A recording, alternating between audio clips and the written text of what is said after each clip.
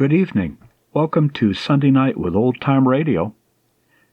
Everything seemed to fall together pretty well tonight. Let's see how you enjoy the programming. We begin with, on an upbeat, the Alka-Seltzer Show. You don't even need to have heartburn. We follow this with a 5-minute mystery. Put your thinking caps on. Then comes Nero Wolfe, the 21st Precinct. You Are There at Lexington and Concord. 20th Century Fox, on the air, previews one of their upcoming films. Well, it was upcoming. We then have Tales from the Morgue, The Big Bang, Part 1. We'll hear Part 2 next week. And we close with Dam Busters. Hope you enjoyed tonight's program. Let's get started.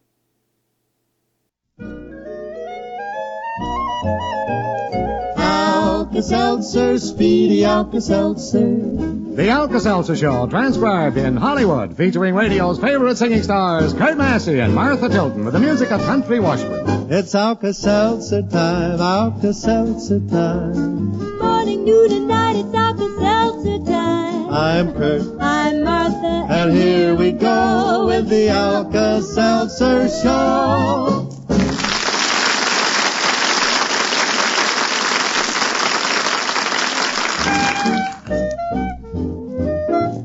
When love goes wrong, nothing goes right. There's one thing I know.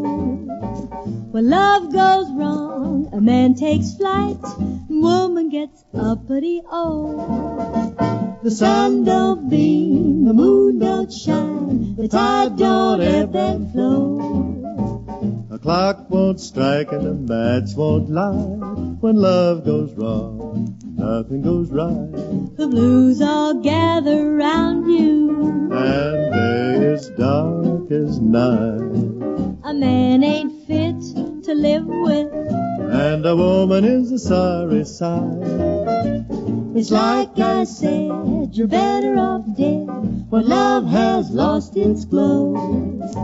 So take this down in black and white. When love goes wrong, nothing goes right.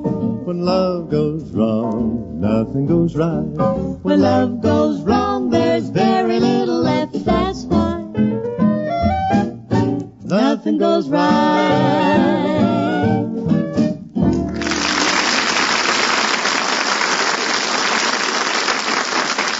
And now, Martha, what would you like to sing as a follow-up to that one? Well, I know a nostalgic oldie that would follow it very nicely, Kurt. When love goes wrong, it's easy to remember, but so hard to forget.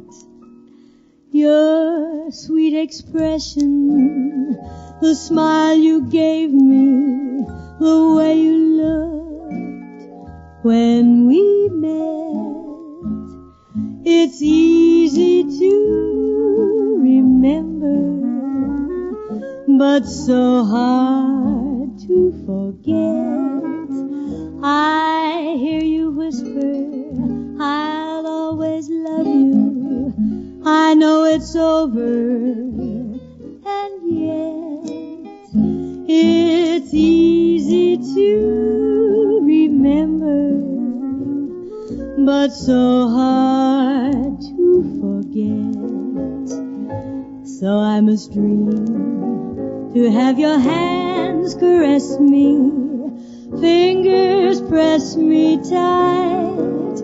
I'd rather dream than have that lonely feeling stealing through the night.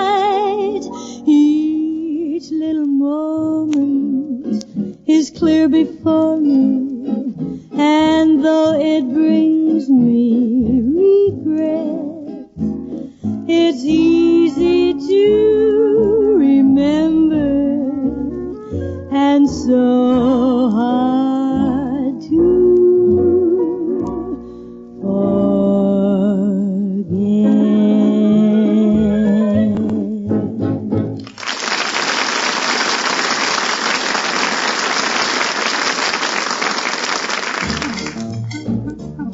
In the new one-a-day brand vitamins, B12 has been added. You will like it, friend. It's a smooth-coated tablet, and you'll agree That the one-a-day brand means quality. From Miles Laboratories come these high-quality vitamin tablets, and they're sold at all drugstores. When you buy one-a-day brand multiple vitamins, you are assured of fine quality at a pleasantly low price. One-a-day brand multiple vitamins give you all you normally need to take of all the vitamins proved necessary. The A, B complex, C, and D vitamins. So avoid vitamin shortage, one of the common causes of a pepless, tire-easy feeling. Take one-a-day brand multiple vitamin tablets regularly. In addition, one-a-day brand multiple vitamin tablets now contain vitamin B12. These high-quality vitamins cost less than 3 cents a day when you buy the large package. Ask your druggist for one-a-day brand multiple vitamin tablets in the blue box with a big red one. Remember, they're made by Miles Laboratories. Brace yourself for a very personal question, Kurt. Who do you love? Well, do I have to tell? No secrets. Okay, here goes.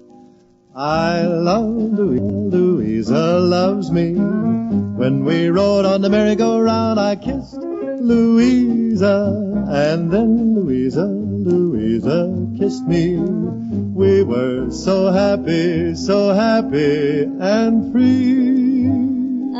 My turn? Yep, your turn to fess up, Martha. Who do you love?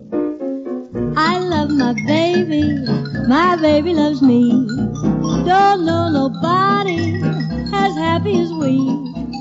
I'm only 20 and he's 21. We never worry, we're just having fun. You love your baby, I love Louisa. And what do we both love? Paris. I love Paris in the springtime. I love Paris in the fall. I love Paris in the winter when it drizzles. I love Paris in the summer when it sizzles. I love Paris every moment, every moment of the year. I love Paris. Why, oh why do I love Paris? Because my love is near.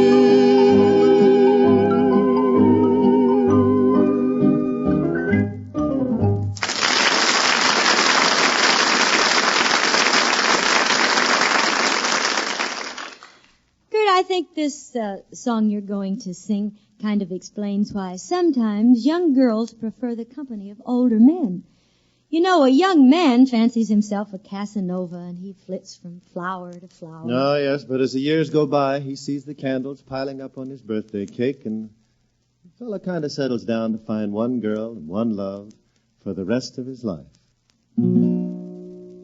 When I was young, yes, very young, my heart just wouldn't fall. I didn't know whose lips to kiss, and so I kissed them all. I didn't know whose heart to keep and whose to throw away. And so I tried another heart, another every day. But I'm a little older now, and I'm a little wise. The love that I was looking for, I find dear in your eyes. I'm glad I kissed the other lips before I kissed your own. 'Cause I was young, so very young, I never would have known. Yes, I'm a little older now, and I'm a little wise. The love that I was looking for, I find, dear, in your eyes. I'm glad I kissed the other lips before I kissed your own, 'cause I was young, so very young, I never would have known.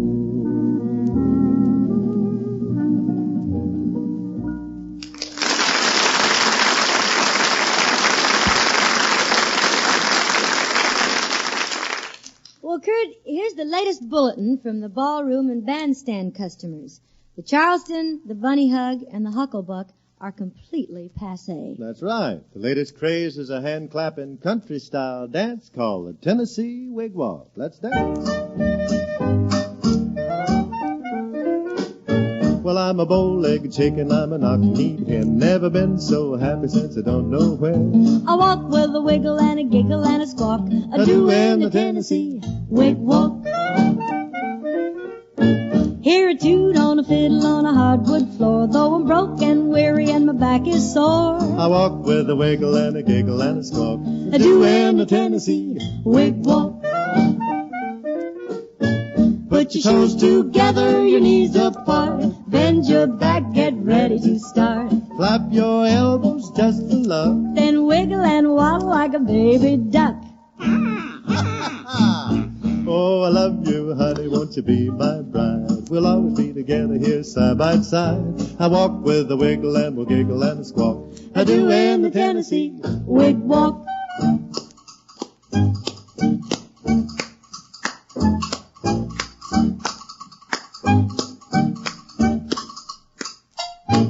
Oh, they do it in Memphis, Nashville, too. If it's good for them, it's good for you. They walk with a wiggle and a giggle and a squawk.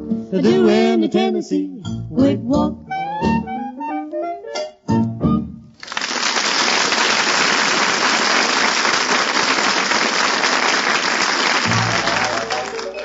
Alka-Seltzer, Speedy Alka-Seltzer. There's something tricky about changeable fall weather, and you may find yourself catching a cold. Well, try Speedy Alka-Seltzer for fast relief from cold discomforts. Alka-Seltzer relieves the headache and the ache all over feverish feeling that come with a cold. Just dissolve 1 or 2 Alka-Seltzer tablets in a glass of water and drink for fast relief. Alka-Seltzer contains an effective pain reliever, and tests prove the system absorbs more of the pain reliever faster from Alka-Seltzer. Here's something else. If your throat is raw and irritated from your cold, you can use Alka-Seltzer as a gargle with 2 tablets dissolved in a quarter glass of warm water. Remember, take care of yourself and take Alka-Seltzer for fast relief from cold discomforts. Alka-Seltzer, Speedy Alka-Seltzer. Fast to ease the misery of a cold. If a cold is now your fate, Alka-Seltzer's bound to rate. Alka-Seltzer. Well, partner, got your boots and saddles polished up for tomorrow? Yep, I got my spurs tied low, Marcy. And now I reckon, the folks kind of cotton on to the idea that we're heading out west come tomorrow. Oh, we sure did try to give 'em a hint, Kurt. So how about that, friends? Will you hit the trail with us for some good old Western favorites tomorrow? Same time, same station. Western location. We'll sing the old song. We'll sing the new. We'll sing the bright songs, and maybe we'll sing the blues on Monday, Tuesday, Wednesday, Thursday, Friday, too. For you, For you, for you.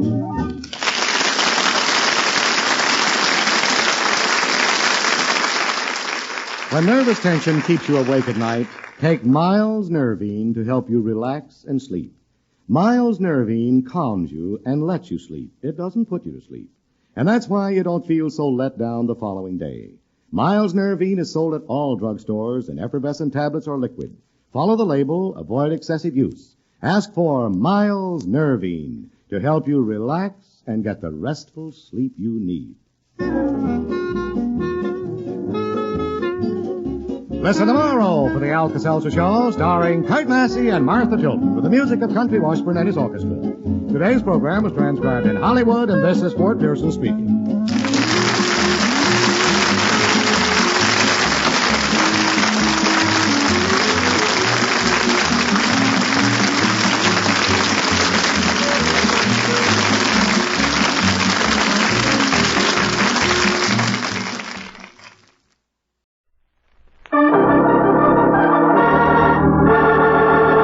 Another 5-minute mystery.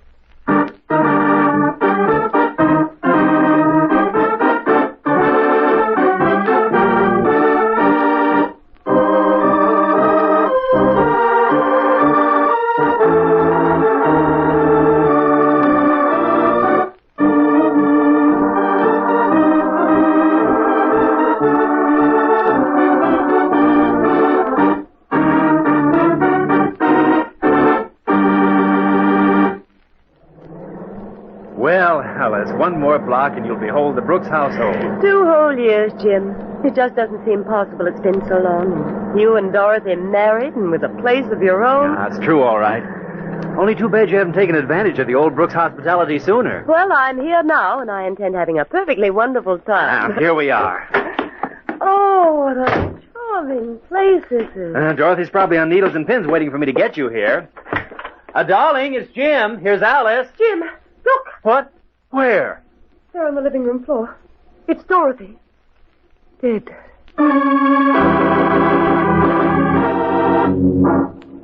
Mr. Brooks, I'm afraid you and Miss Manning will have to submit to some routine questioning. Well, I'll be happy to help in any way I can, Inspector. Thank you, Miss Manning. Now, Mr. Brooks, while we're waiting for some information I phoned for, I want you to tell me exactly what happened this morning. There's nothing much to tell. Both my wife and I were quite excited, expecting Alice, that is, Miss Manning here, and to visit us from Chicago.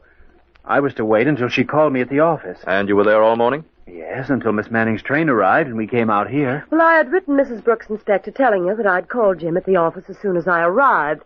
The train was an hour later. We could have been here early and maybe have prevented this.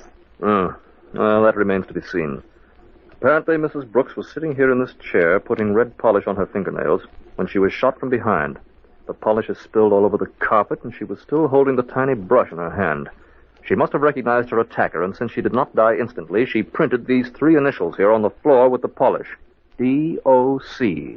D.O.C. I wish we could tell whose initial she was trying to reveal. You're sure you don't know anyone whose name would fit that? Well, positive, I can't... Why, that... Yes, Miss Manning? Can you think of somebody with the initials? Well, D.O.C. spells Doc, and it's Mr. Brooks's nickname. Well, it can't be. Yes, Mr. Brooks? I haven't been called Doc for over 2 years. It was a nickname I picked up in school. My wife didn't like the name and never used it. Nobody in New York even knows me by the Doc. You've got to believe me, Inspector. It's the truth. Well, that we'll see. Just a minute. Hello. Yes, Grady? Yes? I see. Well, it's sewed up anyway. Thanks. Well, you both will be happy to know our little murder is solved. Oh, then it wasn't Doc after all. No, Miss Manning, it wasn't Doc. I'm arresting you, Miss Manning, for the murder of Dorothy Brooks. Why did the inspector arrest Miss Manning for the murder of Mrs. Brooks? In a moment, we'll hear, but first...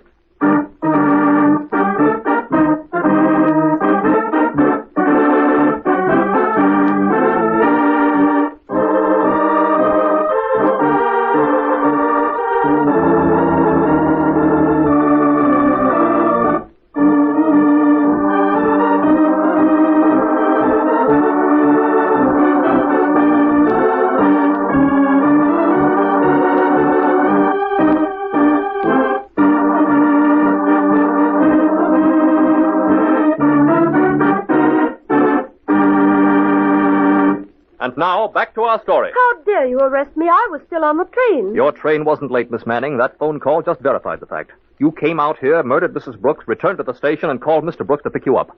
But that wasn't what really gave you away, Miss Manning. Too bad you didn't know Mr. Brooks was no longer called Doc when you printed those letters on the carpet. The next time you leave a name as a clue to throw suspicion, you'd better get the name right. But of course, there won't be a next time, will there, Miss Manning?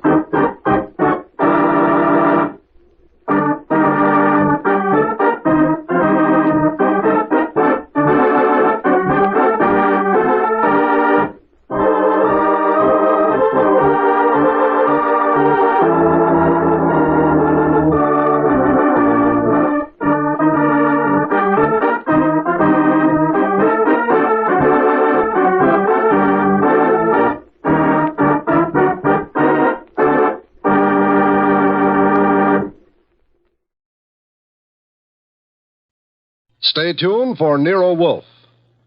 If the chimes shudder a little on Sunday afternoon, well, they know there's mystery in store Sunday with men of action like Mike Waring, better known as the Falcon, who brings his fearless and romantic touch to the solution of another mystery. After the Falcon, it's high adventure. Then the big guy steps in. The new private eye Charlie Weil concludes with a few casual homicides. The chimes mean mystery and action this Sunday afternoon on NBC. Transcribed. My boss is the smartest and the stubbornest, the fattest and the laziest, the cleverest and the craziest, the most extravagant detective in the world, Nero Wolfe.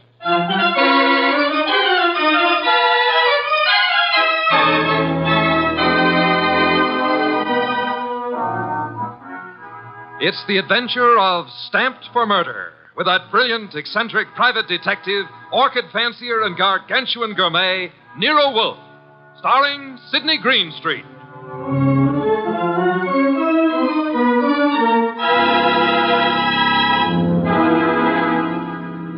Instructions for this morning, Archie. Your notebook, please. First, Mr. Salinsbeck. Inform him that the Long Island peafowl he sent were most unsatisfactory. Peafowl's breast flesh is not sweet and tender unless it is well protected from all alarms, especially from the air, to prevent nervousness. Long Island is full of airplanes. Look, Mr. Wolfe, I shall want a dozen chickens that have been raised on blueberries and a fresh-killed lamb for tomorrow. Mr. Wolfe, please listen. There's... Mr. Goodwin, be quiet, and then dinner on the following day becomes a problem. Mr. Wolfe, dinner any day is going to be a problem if we don't pay Sausenbach's bill. Then pay it. With what? The bank account's empty. Ridiculous. There were $4,000 yesterday. But you bought that shipment of orchid bulbs from Weinold Gluckner. Mr. Wolfe, we need money. You've got to stop eating and drinking beer long enough to earn some. You're an alarmist. Will you, for the love of heaven, stop turning down clients and turn an honest dollar? I've got a couple of prospects right outside the door. Send them away. No, sir. Send them away. Tell them I've gone to Egypt. Nothing doing, sir. Confound you, Archie. Obey orders. Send them away. Miss Kent, Mr. Rodman, come in, please. Thank you. Confound you, Archie. You're mutinous. Yes, sir, and you're stuck with it. This is Miss Gloria Kent and Mr. Rodman. They arrived as advertised with a pressing problem. Good morning. You people are here by sufferance only. I shall speak to Mr. Goodwin about it later. Yes, indeed. I don't like pressing problems, Miss Kent. What are yours? My father. Indeed, I'm not a court of domestic relations, Miss Kent. What did your father do? Beat you? Withhold your earnings? Discourage your suitors? Mr. Goodwin should have informed you this office does not undertake cases involving marital or family problems. But that's not... If Mr. Goodwin had not been beguiled by your pretty face, he might have warned you and avoided this embarrassment to you and annoyance to me. Now, take it easy, take it easy. How many times have I told you you don't know how to handle women? Then suppose you let Miss Kent handle me. Well, it's simply this, Mr. Wolfe. I had some money my mother left me. My father's just spent it without my permission. I want it back without a scandal. Thanks, Miss Kent. How much? How spent? $10,000. Father bought a treasure map. Indeed, from whom? A pair of swindlers named Cross and Halleck.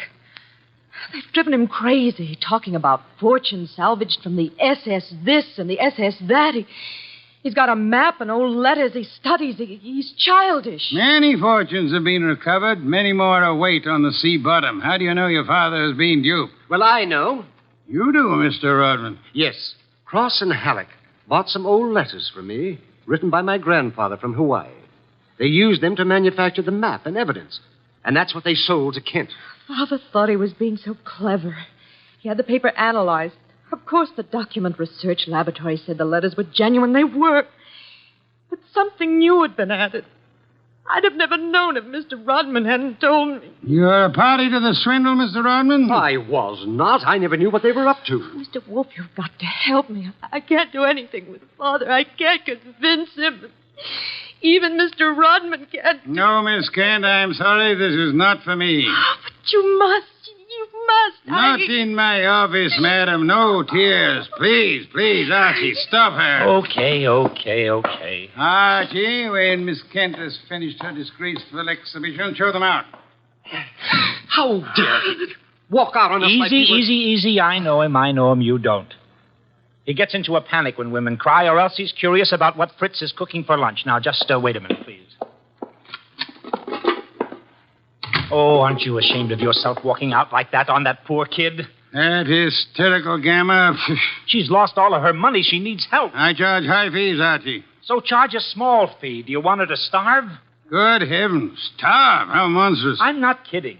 While you'll be in here smelling your dinner, she and her father will be starving. I thought you were bringing me a paying client. Well, this is different. She's, You're beautiful. Archie, you're impossible. Oh, very well. Go back into them. Get names, addresses, facts. I am not committed to Miss Kent's case, but we'll see.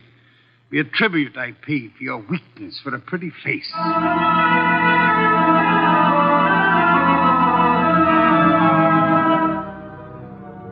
Rodman and Gloria Kent were gone, however. So all I had were the few facts they'd given me before they met Wolf. I felt guilty about that when he came back into the office and sat down in his specially built chair.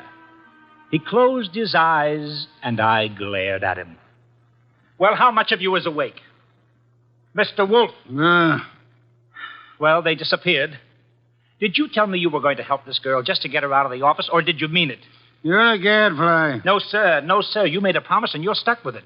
What did you get from Rodman? Name, address, occupation. He's a librarian, that's all. Very careless, Archie. You missed a significant point. Such as, How did Rodman discover the letters he sold were being altered by forgery and used for swindle? How did he locate the dupe, Mr. Kent? I guess you're right. I'll ask him next time. But what about now? Are you going to get Gloria's money back? I assume you call Miss Kent Gloria solely in order to annoy me. It does. Stop it. Get Cross and Halleck. On my way. You'll find them at the Hotel Bogart. Wrong, sir. According to my notes, their address is... Never mind their address. The Hotel Bogart is the headquarters for successful, confident tricksters. They celebrate their victories there while the money lasts. You will possibly find Cross and Halleck drinking whiskey or lunching, probably both.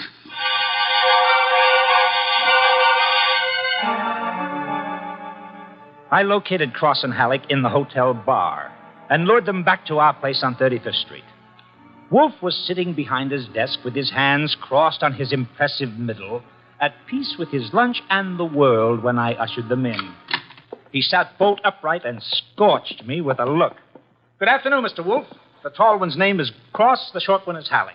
They want to help me invest my money.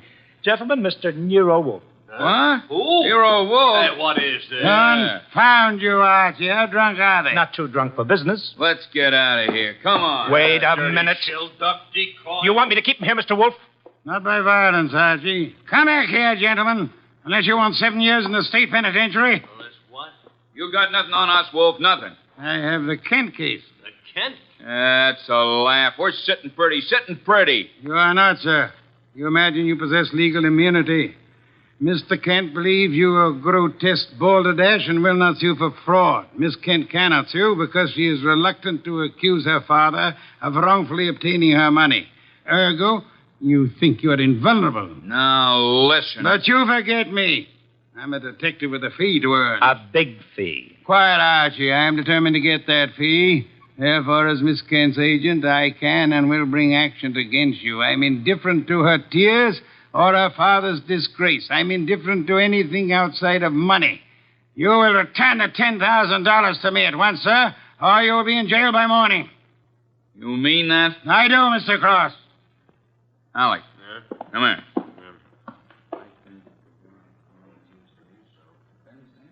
Come on, hurry.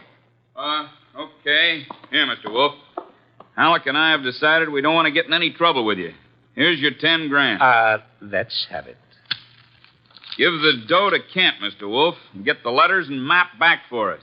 You've got a reputation for being tricky, but honest. We trust you. Come on, Halleck, let's go. Well, how about that? Preposterous. No, sir. Take a look. $10,000, genuine coin of the realm. That man Cross is a fool. Does he imagine I'm to be fooled so easily? What do you mean he left the money? He surrendered too quickly, Archie. Too easily. And that money in the envelope he was carrying all ready to refund. Why? Well, maybe he's got a better sucker. I heard him mention a Ben Sanford. Nonsense. Does he need Kent's forged letters and map to cheat this Ben Sanford? Couldn't he prepare another set? I guess you're right. Something's fishy. In any event, it's no concern of mine, thank heaven. Why not? I'm not committed to Miss Kent in any way. As a favor to you, I undertook to regain her money. I have done that. You may take it back to her and obtain the forged papers in return. But, Silence, Mr. Goodwin. Go to your red-haired charmer. Leave me in peace. I intend to spend this afternoon with my New World Atlas.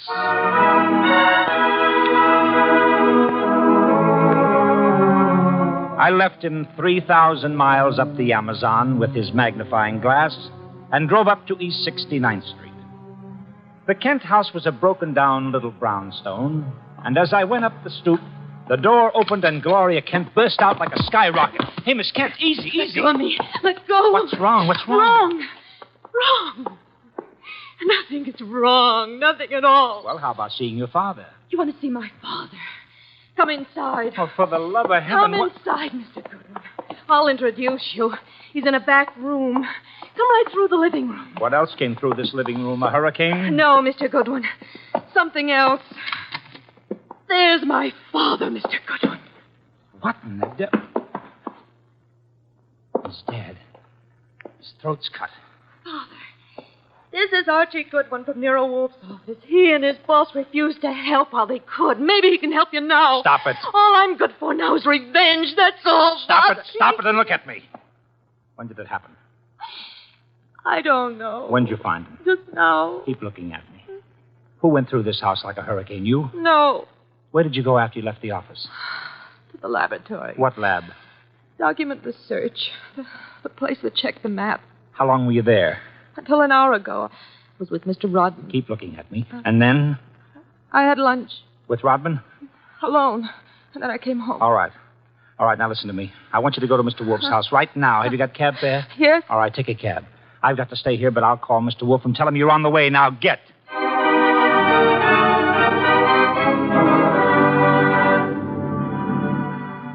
I called Wolf, told him everything, and he instructed me to advise Inspector Kramer, who arrived with the homicide squad.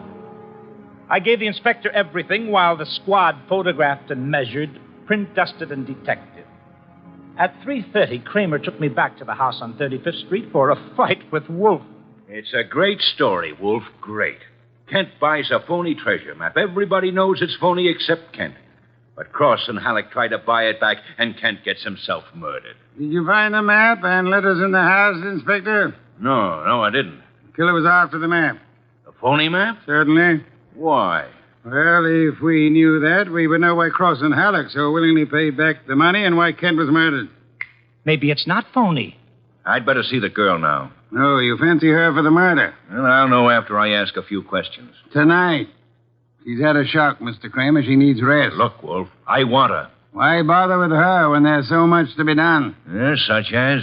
Cross and Halleck, find them. And the mystery man they spoke of, Ben Sanford. These are the men you want now, not this poor, overwrought girl. Yeah. All right. The girl will be here for questioning tonight, though, huh? Tonight, Mr. Kramer. Okay. You'll hear from me later on. Well, you buffaloed him out of that, okay. Say, why don't you want her questioned? Is she guilty? I don't know. Well, what did she say when she got here? She said nothing. She never arrived. She never what? She never arrived. Well, then why did you tell Kramer she was resting? Would he have believed the truth? She must be found. More important, we must learn why forged letters and forged map produces turmoil. Find the killer and you find the map. You said so. I said the reverse, which is an altogether different statement. Archie, I want a photograph of that map. Get it. Oh, sure. Any particular camera you want me to use? You'll find the photograph at 200 Vanderbilt Street. Are you kidding? The lab cannot check the authenticity of old papers without photographing them in ultraviolet light, infrared light, and so on. If this document research lab has examined those papers, they will have photographs. Get them.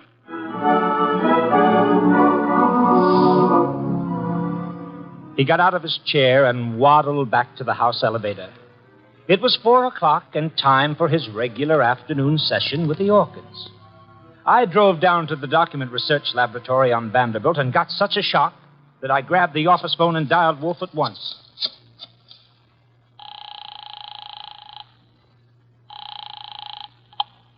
Nero Wolf. Mr. Wolf, Archie here.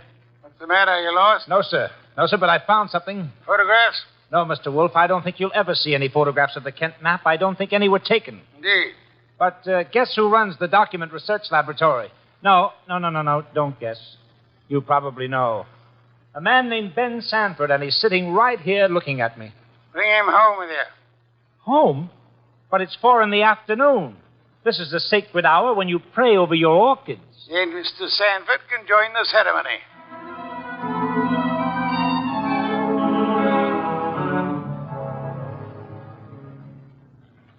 Hey, how about this place? How about it? There must be a million flowers up here. No, not flowers. Orchids only. Mr. Wolf has 10,000 plants. Never saw anything like it. And you never will again, brother. Hey, what kind is that on the bench? Oh, that's our pride and joy. Odontoglossum harryanum. Above them, the Van Petersirana, and the pink ones are the Coelogiani panduratas. Now, the large object, mulching flower pots, is Nero Wolf. Mr. Wolf, Ben Sanford. Good afternoon, sir. Hi. I came along to be obliging. I've got nothing to say about anything. How much have you offered Cross and Halleck for their treasure map? No comment. Mr. Sanford, I'm going to make some assumptions. I assume that you are not, in fact, a document expert, but an accessory to the fraud of Halleck and Cross. No comment. That you actually prepare fraudulent maps for those swindlers, and then, in the guise of an expert, guarantee their authenticity. No comment. But this you must answer. You did guarantee the authenticity of the map and letters Kent bought. It's on record. All right, I did. Then will you admit they were forged? What are you, a comic? No. You guarantee the value of the Kent map? Yes. As an expert? Yes. Then you've convicted yourself of murder. Murder? What is this? Mr. Kent was murdered, sir. Evidently for the map and letters he bought.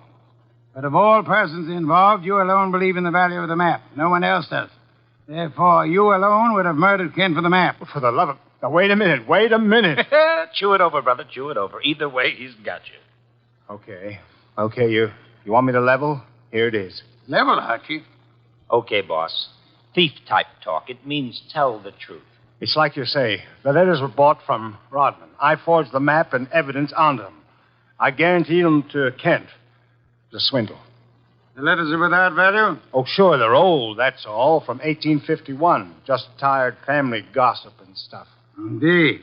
There we have the problem again, Archie. Mr. Kent is swindled with a map and letters that are known to be worthless. He alone believes the fantasy of the treasure. There isn't any treasure, never was. Yet Cross and Halleck refunded the swindle money so eagerly. It is obvious they want those worthless documents back badly. Someone else wants them so bad he murders Mr. Kent. Why? I don't know. Archie, we must find the girl. There's a chance she turned to Mr. Rodman for refuge. I'm sorry you'll have to go there at once. If the girl isn't there, bring Rodman.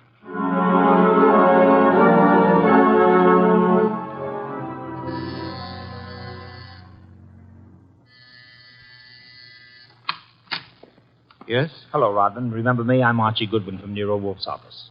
Oh, yes, of course. I came to get Gloria Kent. There's been a change in plans. Tell her to come out, please. Gloria? Well, she's not here. Why should she be? Haven't you heard? Heard what? Well, I guess you'd better come down and see Wolf. Mr. Goodwin, I'm afraid I can't. I'm rather busy. Look, Rodman, maybe you ought to know. Old man Kent was murdered. What? Yes, just after you and Gloria left us. Kent murdered? Well, this is awful, Mr. Goodwin. You want to see Mr. Wolf now? Get your hat. Murder? Well, believe me, I never wanted this. I'm going to tell Nero Wolf the whole mess. Every word of it. Okay, then. Come on, let's go. Yes, of course. Just a minute. I'll get my hat in the bedroom. Murdered? Kent? I never dreamed. Oh. Come on, Rodman. Come on. What? I didn't hear you. Oh, Rodman. What the... Oh, Rodman. Oh, Rodman. Good Lord. What next?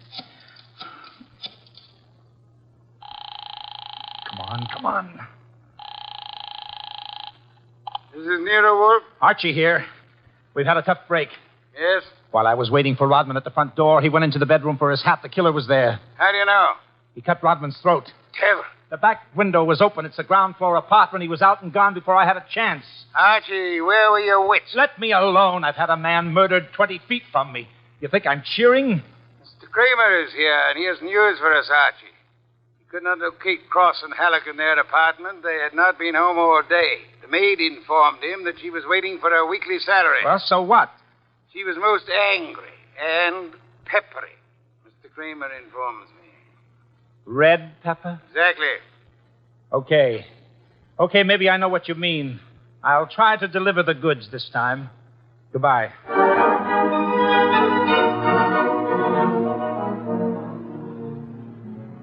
I drove down to the apartment house on Gramercy Square where Cross and Halleck lived, took the elevator up to the 10th floor, found the right door, and slipped in with a passkey.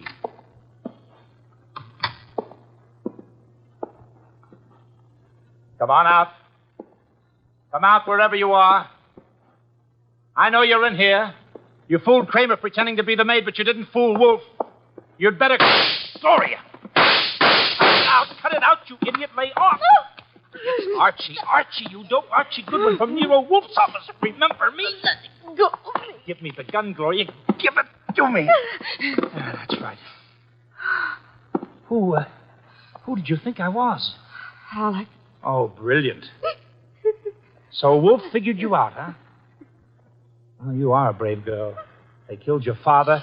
You came up here and waited for them. You were going to kill them right back, huh? Oh, that red-headed temper. And you bluffed Kramer into thinking you were the maid. I had to do something. It was the only thing I could think of. To come here and kill him. Well, you're coming home with Archie. And just remember one thing. When Wolf's working for you, don't try to do any thinking. It only gets in Wolf's way.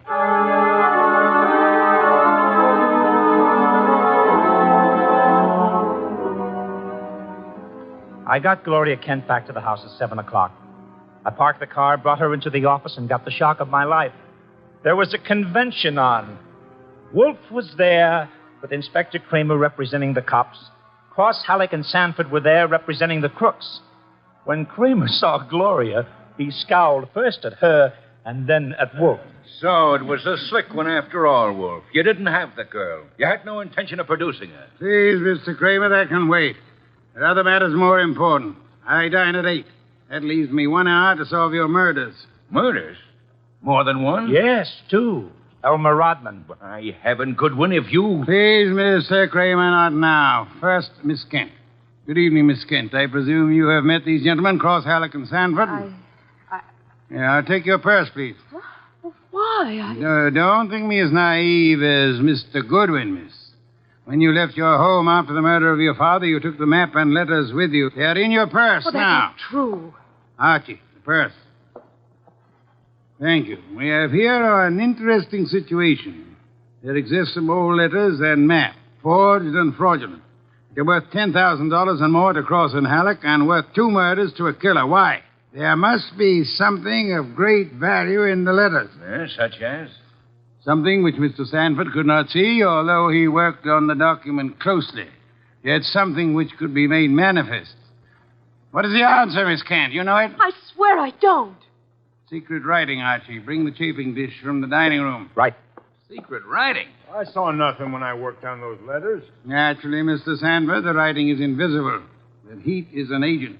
It makes most forms of secret writing visible. The chafing dish, boss. Thank you, Archie. Place it before me and light it. Right.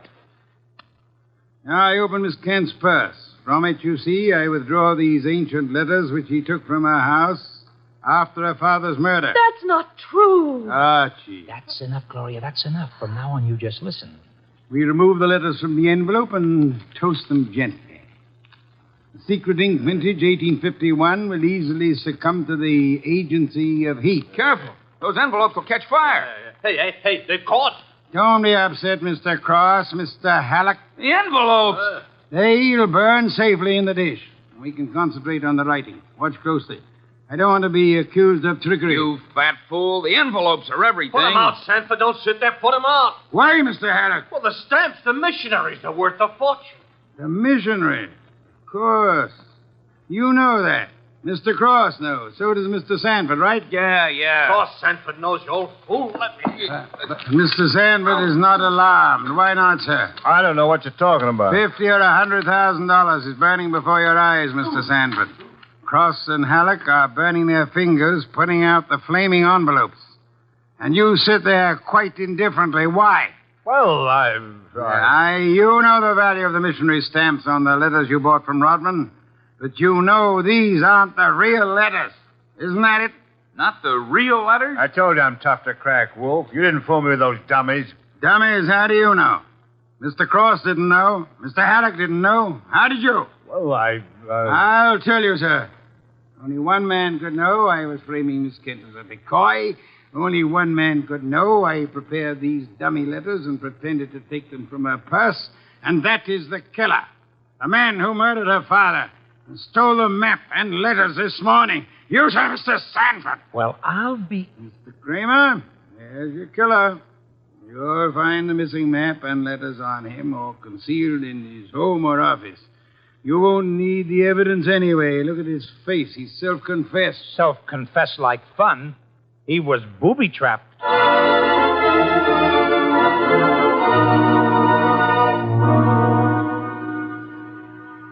No, Mr. Kramer. Not a complicated case, really. Very simple. Elmer Rodman sold a packet of old family letters to the swindlers for a small sum. They used the letters to perpetrate their fraud on Miss Kent's father. And the stamps on the letters were valuable? They were a special Hawaiian issue 1851, Miss Kent. Nicknamed missionaries, because missionaries used them for writing home. They are extremely rare stamps worth upward of $25,000 each. Hey, no wonder they were worth 2 murders. We found 5 of them on Sanford. Excellent. Somewhere or other, Rodman discovered the value of the stamps after he sold the letters. In his effort to get them back, he communicated his discovery to the swindlers, Cross, Halleck, and Sanford. So that's why they refunded the money so fast. Precisely, in an effort to have the sale rescinded. Rodman sought out Kent and tried to convince him of the fraud. Alas, he would not listen to the truth, Mr. Kramer. Oh, I get it. And while the others were hassling around, Sanford tried to steal a march and quietly resorted to murder. There you have it. Ha-ha! Great job, boss. Great job. So Gloria not only gets her 10 grand back, but 5 times 25, which is about 125,000 worth of goodies. Now, figuring your rates by the hour, that means you've done a gratis job worth about... Yes, Kent. I did not, nor will I demand a large fee for what I've done. I will not go back on my word. But I can beg for a favor. I'll only be too happy to... Wait. I ask something that will not be easy to grant. What is it?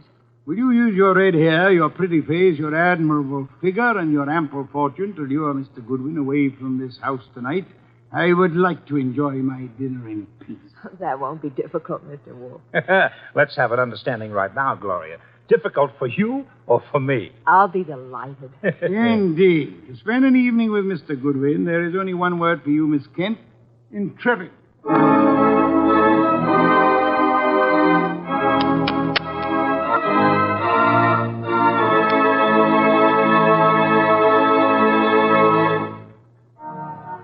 You have been listening to The New Adventures of Nero Wolfe, starring Sidney Greenstreet. Tonight's story by Alfred Bester was based on the famous characters created by Rex Stout, produced by Edwin Fadiman, and directed by J. Donald Wilson. In the cast were Wally Mayer as Archie Goodwin, and Gene Bates, Howard McNair, Jay Novello, Larry Dobkin, Bill Johnstone, and Herb Vigran. Music by Joseph Enos. Next week at this same time, Nero Wolfe and Archie will bring you The Case of the Careworn Cup. Don Stanley speaking. The preceding was transcribed. 3 chimes mean good times on NBC. The chimes ring for Dennis Day and Judy Canova tomorrow night on NBC. Also, Judy Canova prepares to go operatic tomorrow because her special guest is Ezio Pinza. This is Chester William Bendix Riley. The Man Called X follows on NBC.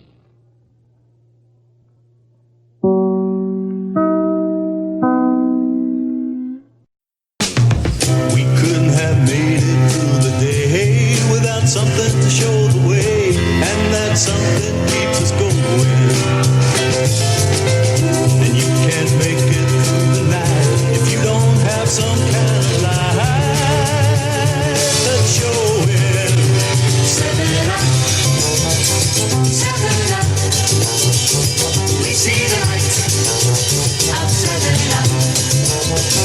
We see the light of 7-Up. Yeah, because the fresh, light, delicious taste of 7-Up and sugar-free diet 7-Up is just right for those hot, thirsty, uncoated days of summer. You should have plenty on hand. 7-Up and sugar-free diet 7-Up for the uncoated days of summer.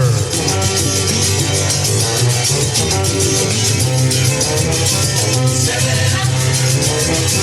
7-Up.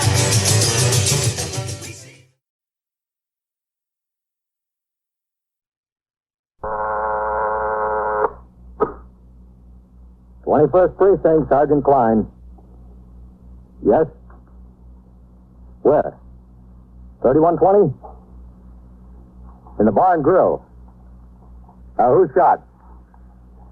What's his name? Where's the man with the gun? You are in the muster room at the 21st Precinct, the nerve center. A call is coming through. You will follow the action taken pursuant to that call from this minute until the final report is written in the 124 room at the 21st Precinct. I'll send the officers. What? Talk into the phone. It's on its way. The ambulance is already on its way. Just wait there for the officers.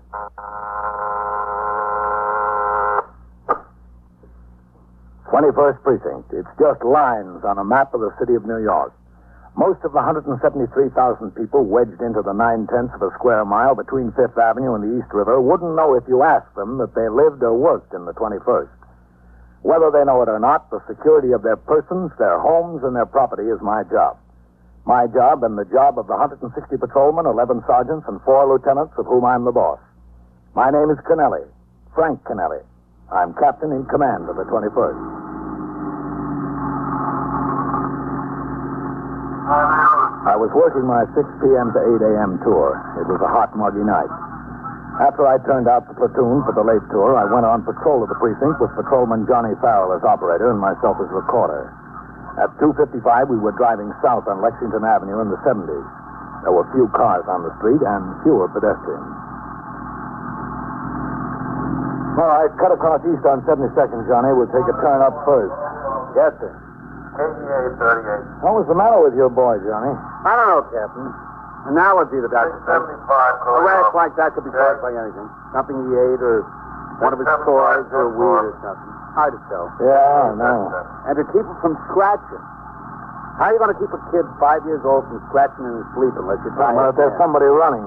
Huh? Where? This side, down on the next block. Oh, yeah. Let's take a look. The man. Pull up ahead of him. Police officer, what's your hurry? Now? Hold up. I was running to the police station. Okay, Captain. Yeah. Well, tell me, mister. Hold up, guys. They shot my boss. Where? Bar and Grill. He's dead. I think he's dead. And where were you running? The police station. What was the matter with the phone? I don't know. I was so excited, I guess. What's your name? Charlie Burgess. I'm the bartender. Okay, get in the car. Open the door, pal. Yes, sir. He looked dead to me. All right, get in, Charlie. You go around, Johnny. Yes, sir. Where is this? The Bar and Grill, 2 blocks up. Oh, what's the street address? 3120. 3120, Johnny. Yes, sir. The 2 guys were there for an hour almost. Poor Dutch. All right, 620. Go ahead, 620. We picked up a man who reports a robbery and shooting at the Bar and Grill, 3120 Lexington. 3120? That's right. We've got the witness. We're on our way. Okay. You were running to the police station? Yeah, that's right. Police station's in the other direction. 2116, car 631 and 632. The address 3120 Lexington. All right, come on, Charlie, let's go. Come on. I didn't know where the police station was. How should I know? Inside, Charlie. He's over there behind the bar. How come the music? Hold up, guys. Put a couple of quarters in the jukebox. I don't know. There.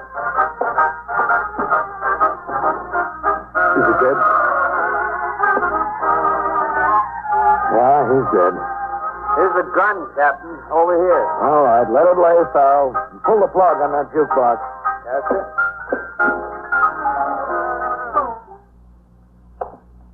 Cash register's cleaned out. Why'd they shoot him, Charlie? I don't know. Happened so fast, I don't know. Where were you standing? Right here, right by the beer tap. You were the bartender? Yeah, that's right. Substitute, the regulars on vacation. Why didn't they shoot you? I ducked. I ducked down behind the bar. If you were the bartender, what did you do? Change into your street clothes after the shooting? No. Dutch said I could go home early. Business was slow. I could go home, so I changed. Well, if you changed, what were you doing behind the bar? It was my last night. I came back here so Dutch could give me my money. No other customers around when it happened? No, just the two heisters. Hey, what is this, anyhow? That's what we want to know from you, Charlie. What it is. Two sector cars, the sergeant's car, detectives from the 21st Squad, and an ambulance arrived on the scene almost immediately. As required in homicide cases, Lieutenant Matt King, commanding the 21st Squad, was called from his home. Also notified were the Manhattan East Homicide Squad, the Medical Examiner's Office, the New York County District Attorney's Office, the Police Laboratory for latent fingerprint experts, and the police photographer, and such superior officers of the department as were concerned. Premises were completely examined for latent fingerprints and other physical evidence. The apparent murder gun, carefully handled, was tagged for evidence by the laboratory men for ballistics and fingerprint examination. The body of the victim was taken to Bellevue Morgue for autopsy. At 10 minutes to 4 a.m., Lieutenant King brought Charles Burgess to the station house for a detailed account. There in the 21st Squad, he was questioned by Lieutenant King in his office in the presence of Assistant District Attorney Louis Curley, two detectives, and myself. Now, you said the two bandits were average height. Yes, sir. Tell me what you mean, Charlie, by average height. Average height? They weren't too big. They weren't too small. Did you say they were as tall as I am? A little taller, maybe. About as tall as Captain Kennelly? About, yeah. Yeah, I guess. Both of them? And they were about the same height? Well, one was a little taller than the other. It was only a little. Which one? The one that fired the shot? Yeah, the one that fired the shot, he was a little taller. You told Captain Kennelly on the scene that the other one was a little taller. Isn't that right, Captain? That's what he said. Well, one of them was a little taller. What are you trying to do to me anyway? Getting a little confused, Charlie. Well, this whole thing is enough to confuse anybody. Here, Charlie. Have a cigarette. Yeah, I could use one. 21st Squad, Detective. Shouldn't be confusing if you're giving us the facts. That's all I'm giving you is the facts. Thanks. That's all right. I'm telling you what happened. What else do you want from me? Okay, thanks. Nothing else, Charlie. Well, that was the ME's office with the preliminary report, Lieutenant. Yeah. 2 bullet wounds, one through the right shoulder, the other entered the left arm, went through the chest, and pierced the heart. That was the baby. Stand up a minute, Charlie. Me? Yeah, you. Stand up. Whitey. Yeah, Lieutenant? Come over here a minute. Yeah, sure, Lieutenant. Now, Charlie, supposing Detective Howard was the hold-up man with a gun. Well, that's good, Whitey, right there. Supposing, Charlie, you were Dutch. Yeah, Dutch. About where was Dutch standing from the hold-up man when the shots were fired? Was about here, I'd say. Uh-huh. And where were you standing, Charlie? About right over there. But the bar ran along this way. Captain, would you be Charlie? Yeah, sure. Right about here? Yeah, right about there. I could show you better if I was myself. I want you to be Dutch. Yeah, Dutch. All right, now the hold-up man fired the first shot. Bang. It hit Dutch in the right shoulder. Yeah? The second shot. Bang. Through the left arm and into the chest. Dutch fell down. Yeah, that's right. He fell down. Charlie, are you sure that's about where the hold-up man was standing? Yeah, that's where he was standing about. Are you positive, Charlie? Sure, I'm positive. Okay. Now sit down. Listen, can't I go home? We've been at this an awful long time. I'll tell you something, Charlie. Dutch will be dead a long time, too. The questioning continued for some minutes more. Charlie Burgess stated he would be able to recognize either or both of the two killers if he saw them again. Finally, coffee and sandwiches were sent for. Charlie sat on a bench in the corner munching at his food. 2 uniformed officers arrived with a pair of narcotic addicts they caught in the act of breaking into and stealing goods from parked cars on Madison Avenue. It was a good collar. There'd been 10 to 20 squeals a night in the precinct concerning such thieves. As detectives started to talk to them, Charlie watched with fascination from the bench. It was a question, who was more in trouble? I went back downstairs to the muster room and checked with the desk officer and the man on the boxes. Other than the homicide, it had been a quiet tour. I went into my office to read and sign reports which had accumulated during the tour. It was getting light out, and with the dawn came the first breeze in 48 hours. It might be a cooler day. Shortly before 7 o'clock, Lieutenant King came downstairs and crossed the muster room to my office. Captain, Come in, Matt. you got a minute? Yeah, sure. How are you doing? I don't know. I think Charlie's telling us a pack of lies. You think he killed the man? He sure could have, Captain, but we'll need a lot. We'll need to know if it was his gun, where he got it, and so forth. We'll need a straight story on what went on there. Yeah. Oh, could you use a cup of coffee, man? Yeah, Captain. There's some hot. Oh, I think so. Hey, what about the 3 customers he keeps talking about? If Charlie didn't kill Dutch, somebody had to. Somebody right out of his head. Oh, Sergeant. Excuse me, Captain. Go ahead, take the call. 21st Precinct, Sergeant Klein. 37. All right, listen, you're ringing in 3 minutes late. I don't care what the clock in the jewelry store says. According to this clock, you're 3 minutes late. All right. Yes, sir, Captain. Is there any hot coffee? Yes, sir, it's on the fire. Oh, thanks. There's sugars in the drawer there. Good, thanks. What do you think happened, Matt? I think Charlie tried to dip the till, and Dutch caught him at it. There was an argument. Charlie had a gun, and bang. Well, the cash register was empty. Money had to go someplace. Charlie didn't have it on him. Wasn't any place in the store. I know, but he ran a block and a half before you nailed him. Could have been dropped in a trash can, or hallway, or even a mailbox. Sugar, man? Yeah, please. Yeah, help yourself. Thanks. I've got 2 men out checking every trash can and doorway between the bar and grill and where you stopped him, Captain. Good. But he could have had a friend who carried it away. Yeah, that's a possibility. Problem right now is what we're going to do with Charlie. We haven't got enough to book him in on homicide. The assistant DA thinks we ought to take him down to court and have him held as a material witness. Sounds like a good idea. Oh, how's the coffee, Matt? Hot enough? Yeah, that's fine. We told Charlie what we're going to do. He called his brother, and I think they'll have a lawyer down there. The DA says if they put up a fight, he'll need your testimony at the hearing because you collared him on the street. Uh-huh. I told him you were due to go off at 8. Well, that's all right. I'll go down. He said he'd get it set down for as soon after 10 as possible. Oh, don't worry about it. Well, thanks, Captain. That'll help us a lot. Coffee sure tastes fine. Yeah. That was a good collar your men made, Ahern and Roth. Ought to clear most of those squeals we had breaking into cars. Better still, Matt.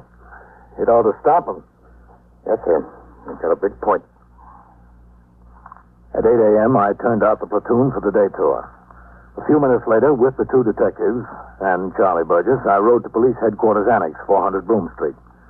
We parked the car and took the elevator to the 5th floor of Bureau of Criminal Identification. It was approximately 8:30 a.m. Charlie was taken back to the combination MO and general appearance file.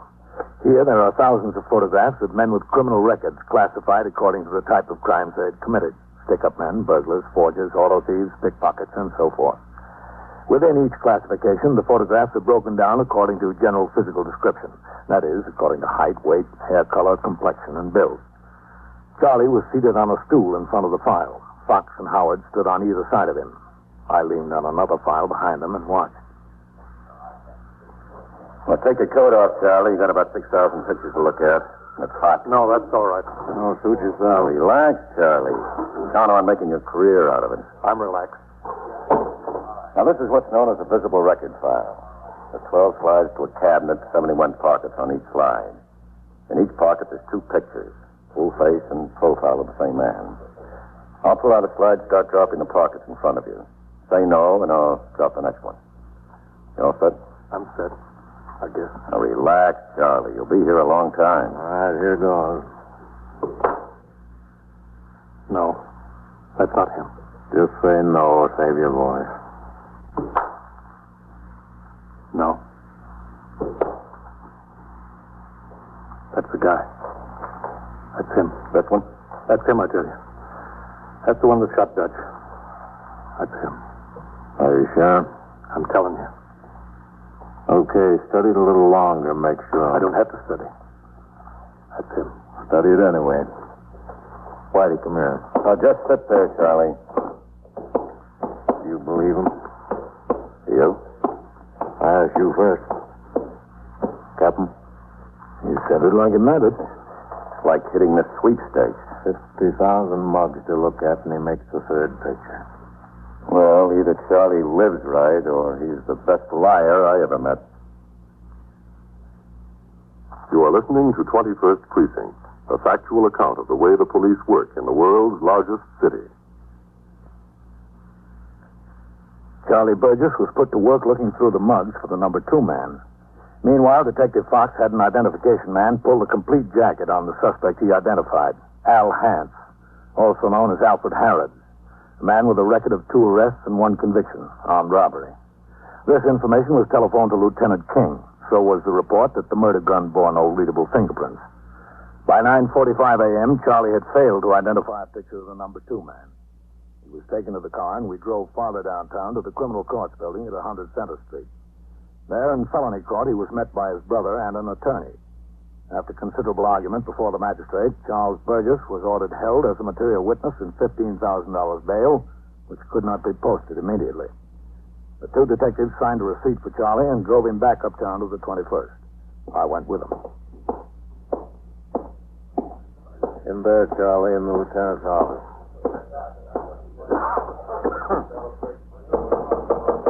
Come in. Go ahead, Charlie. Hello, Captain. Thanks a lot. Oh, that's all right. Shut the door, will you, Fox? Yes. Sit down, Charlie. Look. Sit down. Captain, you were in on this thing before any of us, except Charlie, that is. Do you think you can get him to talk sense? I'll try. Look, I don't feel like talking to anybody. I'm bushed. Well, what do you think we are? I'm really bushed. Can't I get some sleep? Maybe? Maybe. What kind of an answer is maybe? It's as good as the answers you've been giving us, Charlie. You know I wouldn't do nothing like kill him, Dutch. I liked him. I loved him. Like a brother, I loved him. Charlie, there's more murders over love than hate. I'm telling you. Everything stacks up against you, Charlie. You say there were 3 other fellows left the bar right before the holdup. We can't find a trace of them. They were in there. They were in there. You could have used the phone to call the cops. Instead, you ran to the police station. Only you ran the wrong way. I'm from Brooklyn. I only worked there 3 days. I got mixed up. That's natural. Is standing behind the bar in your street clothes natural? No. Why did it happen when there were no customers in the joint, Charlie? I don't know. What do you want from me? Facts, Charlie. Just facts. I'm giving you facts. That's all I've been giving you. Isn't it a fact that you waited until all the customers were gone and you pulled a gun on Dutch? No, it's not. Isn't it a fact that you shot him in cold blood with the intention of saying 2 hold-up men walked in? No. And you were running away and ran right into my arms? No, it's not so. It's not so.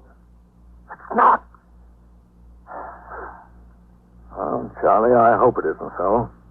For your sake. Because whoever did do it is going to wind up in the electric chair. That was as far as we could get with Charlie. I left him with Lieutenant King and went downstairs to the muster room. I signed the blotter and left the precinct, not due back on the job until 8 the next morning. In the meantime, Lieutenant King had detailed 2 men to trace Al Hance, the former convict whose picture was identified by Charlie Burgess. From different sources, they learned 2 facts. One, that Hance owned an automobile, a 1949 Plymouth Coupe painted 2-tone green, that Al Hance now lived someplace in the neighborhood of St. Mary's Park, the Bronx. That night and early the next morning, detectives cruised the streets within 10 blocks of each side of this park looking for such a car. At 4 o'clock in the morning, one was spotted parked near the Mott Haven yards of the New Haven Railroad. The registration was checked with the Motor Vehicle Bureau. Car was registered in the name of Al Hance. 2 men of the 21st Squad were assigned to a stakeout. By 8 a.m., he had not shown up. 2 detectives were sent in relief. They watched until 6 p.m. Still, no luck. At that time, Detectives Fox and Howard were sent in relief. They watched the car for 7 hours. That's him, Whitey. There he goes. Let's get him.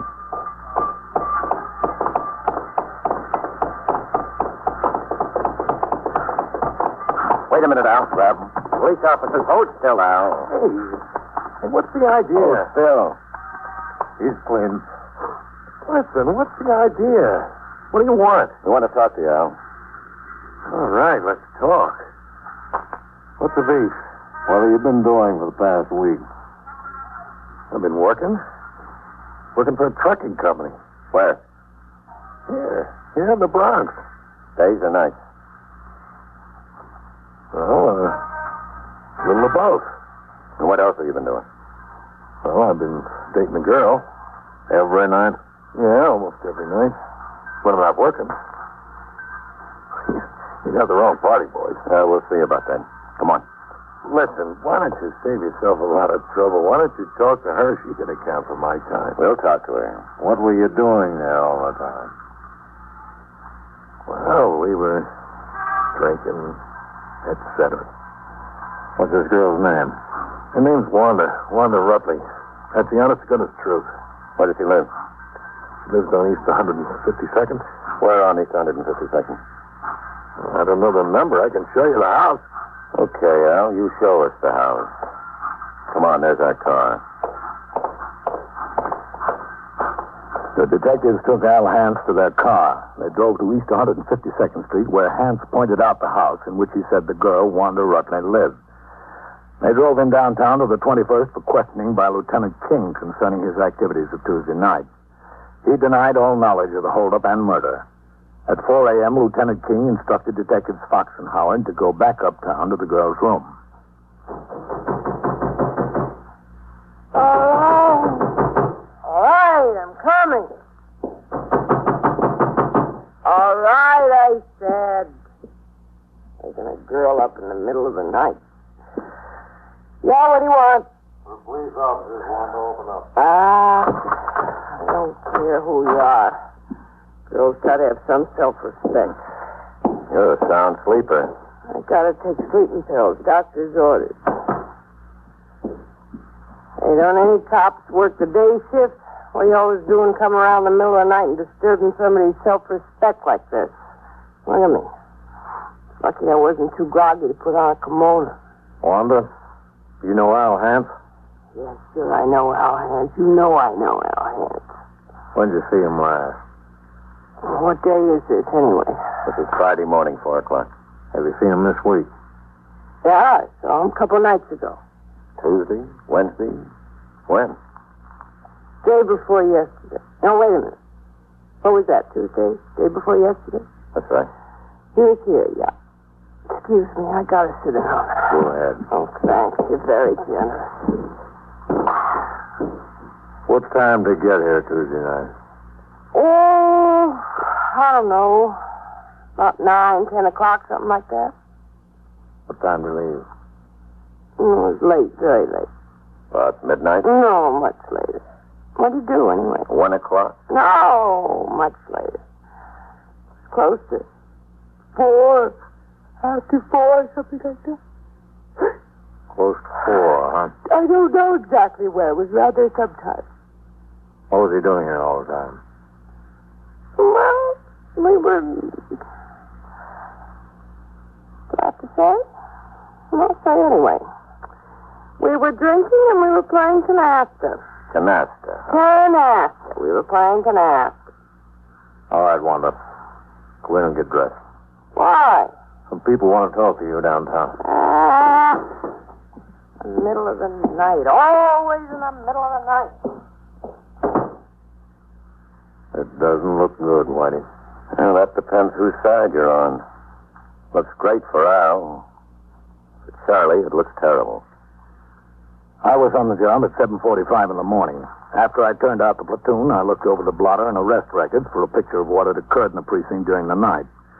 Lieutenant King walked in the front door. With him were Detective Fox and Charlie Burgess. He told me that after a night of questioning, the girl had verified Al Hance's story in every particular. Now he was about to bring Charlie face-to-face with Hance. With Lieutenant King, I followed Detective Fox and Charlie Burgess through the back room, upstairs, and into the detective squad. All right, Charlie, let's go inside. Captain? Yeah? When's it going to be over? That's what I want to know. Soon, Charlie. Okay.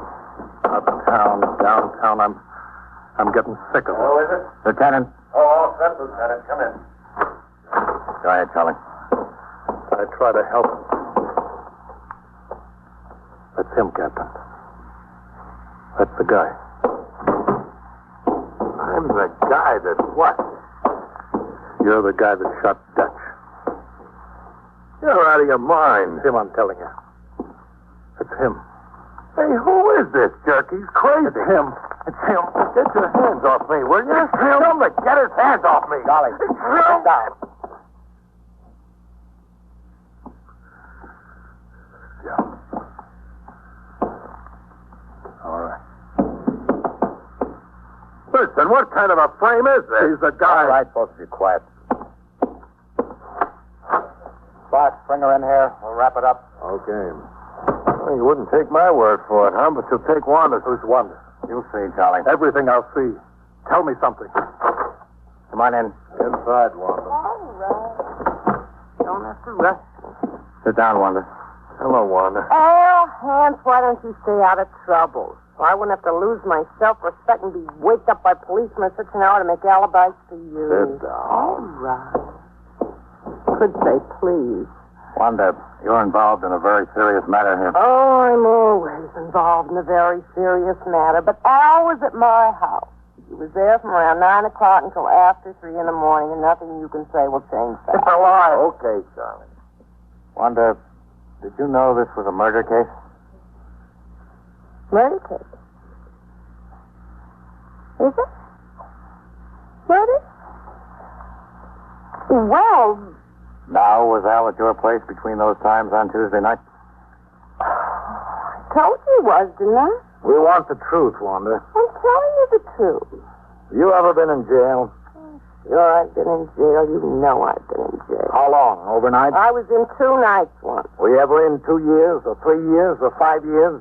You know what it's like, Wanda? I'm not scared. I'm not scared of anything. If you testify for Al and we prove it's a lie, we can send you away. For what? For perjury. Or worse, as accessory to murder. And we will, too. You can't do that. Can you? If you lie on the witness stand, we will. Oh, fun is fun. Shut up. But I can't. Shut up, I said. Get away from her. That's all I give you. I'll kill you. Watch him. Break that wall. I'll get him. That'll hold. I didn't mean any harm. Honestly, I didn't. He just said that he was in a little trouble, and if I was asking the questions to cover up for him. All right, Wanda, sit I down. didn't mean any harm. I didn't know it was a murder, do you? Sit down. Yeah. Is he okay? He'll come around in a minute. Thanks, Captain. For what? You see? You see? Yeah, we see, Charlie. We're sorry if we gave you a hard time. It's all right, Lieutenant.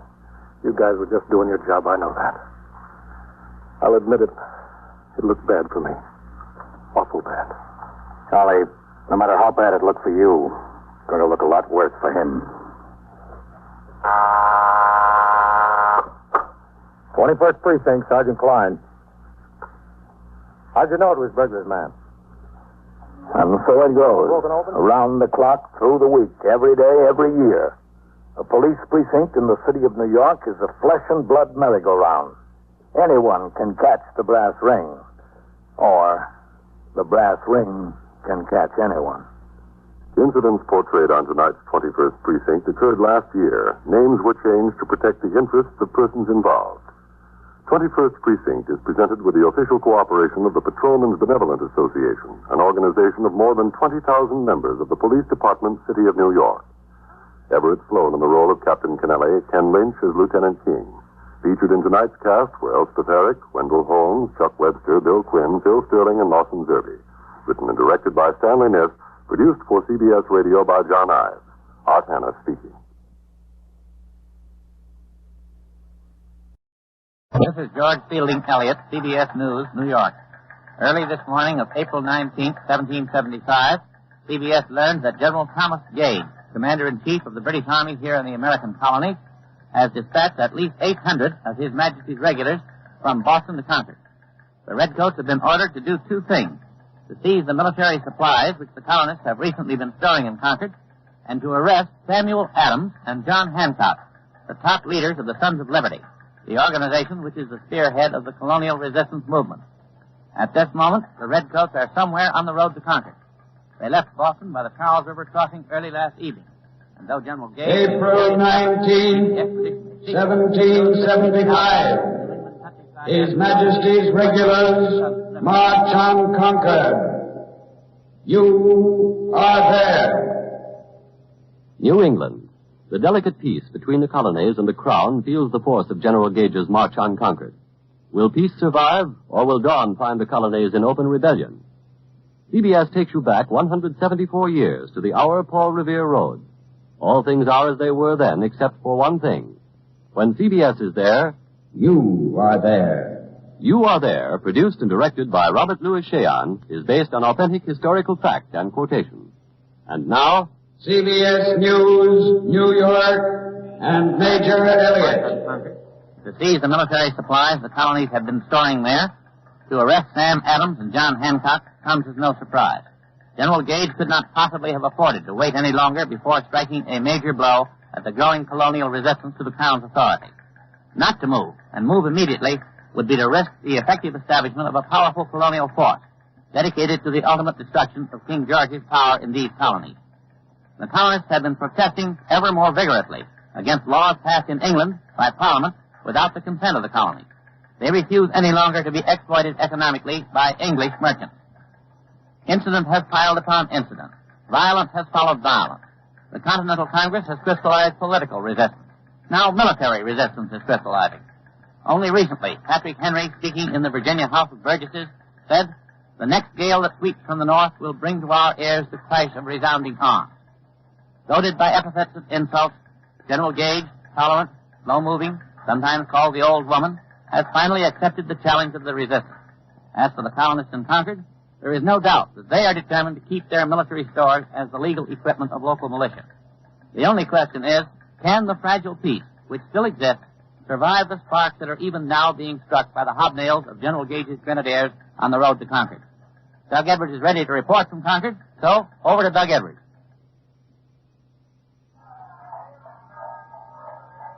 I'm in Concord's town square in front of Wright's Tavern. It's still dark, but there's a bright moon. There are candles in the windows, torches on the square. The citizens have been awakened. The belfry bell has roused them from their beds. They're gathering here in the square, falling in under the command of Colonel James Barrett, and hiding supplies. They've been hiding them for 3 days. Apparently their underground has warned them that General Gage would march. Here with me at our microphone is the man who brought the news of General Gage's march to Concord. He is Dr. Samuel Prescott, a town resident, rather young for a doctor, only 20 years old. Dr. Prescott, what is your opinion? Will peace survive General Gage's expedition? No, it can't, sir. It will be an open rebellion before morning. Why do you say that, Doctor? Do you think there will be trouble here in Concord? Maybe yes, maybe no.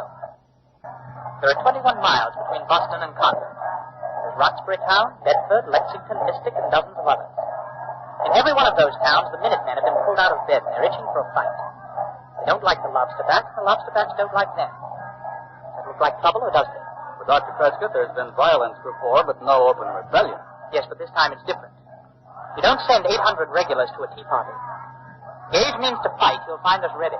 You mean you'll fire on the redcoats when they appear? He will fire on no one unless they give us cause to fire on them. We've never fired first.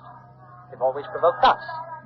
We mean not to attack, but always to defend our rights as Englishmen. Dr. Prescott, would you mind telling us just how you came by the information that Gage's troops are on the march? No, not at all.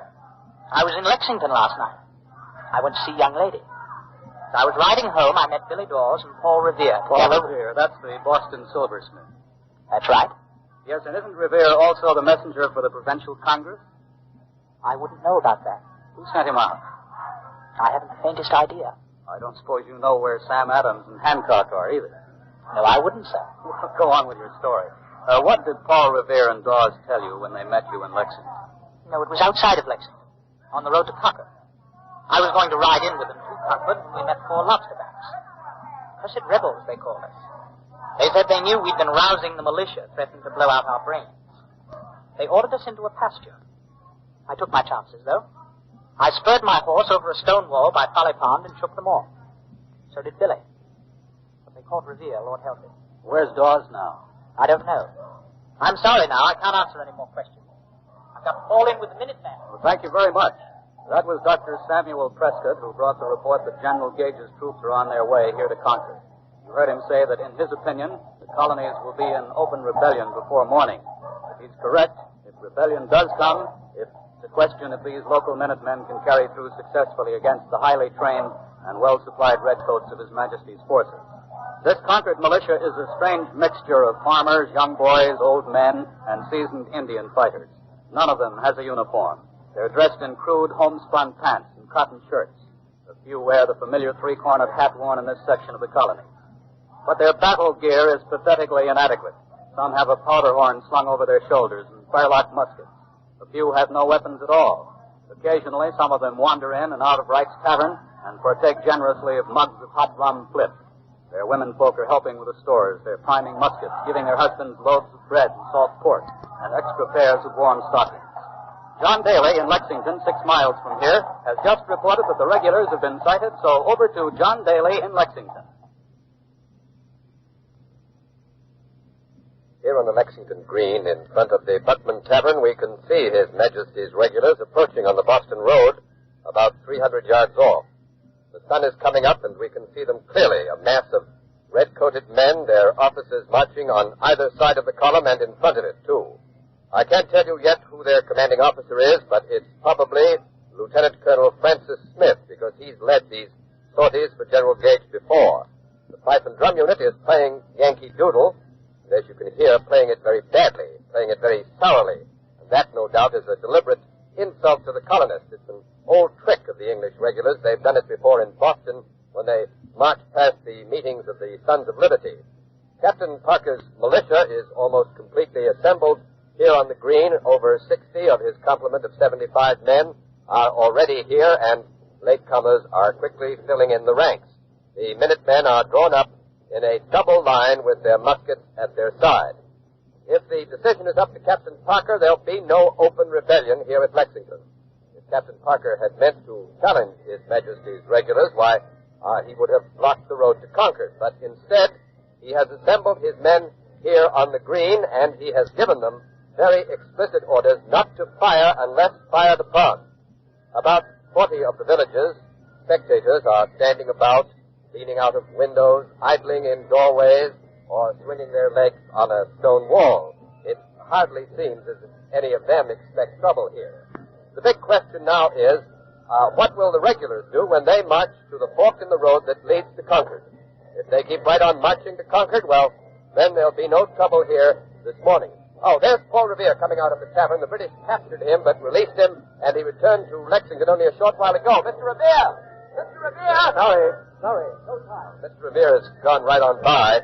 He and another man are carrying a chest, and it doesn't look as if Paul Revere thinks there's going to be any trouble. He certainly wouldn't be so calm carrying that chest across Lexington Green if he did. Well, the regulars, His Majesty's Redcoats, are almost at the fork in the road now.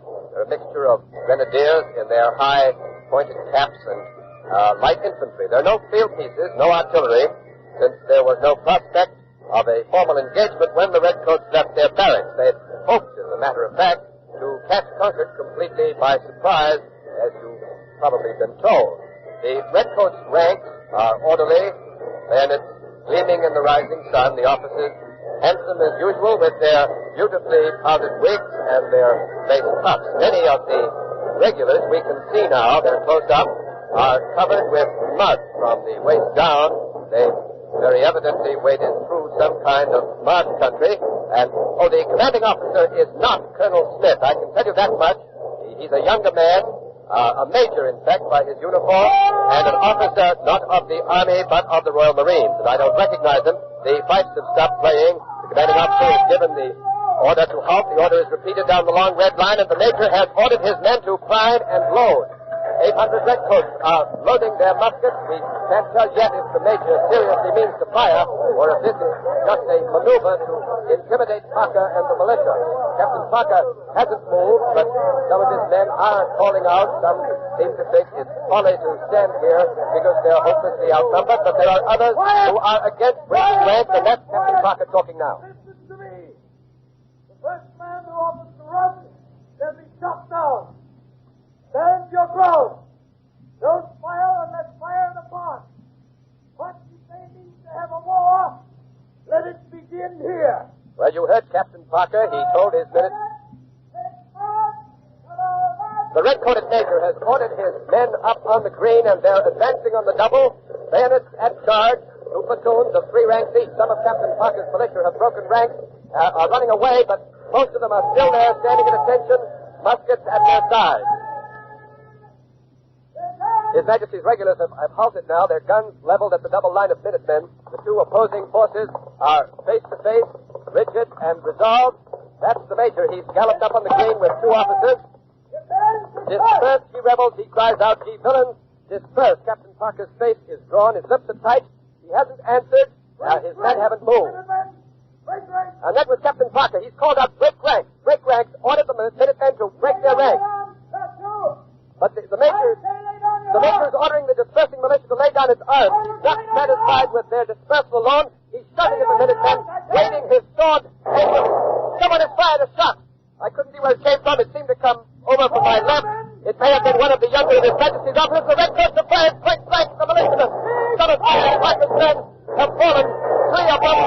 There are 5 down now. The major is pointing his sword downward, trying to prevent another fire from the redcoats. He does not order the firing of that first volley. The militiamen are firing back without a command, without any order of any kind. They're firing spontaneously with anger. The major's horse has been hit. It's rearing up. The spectators are running for cover as fast as they can. The women screaming. Everything is confusion, and the green is soaked with musket smoke.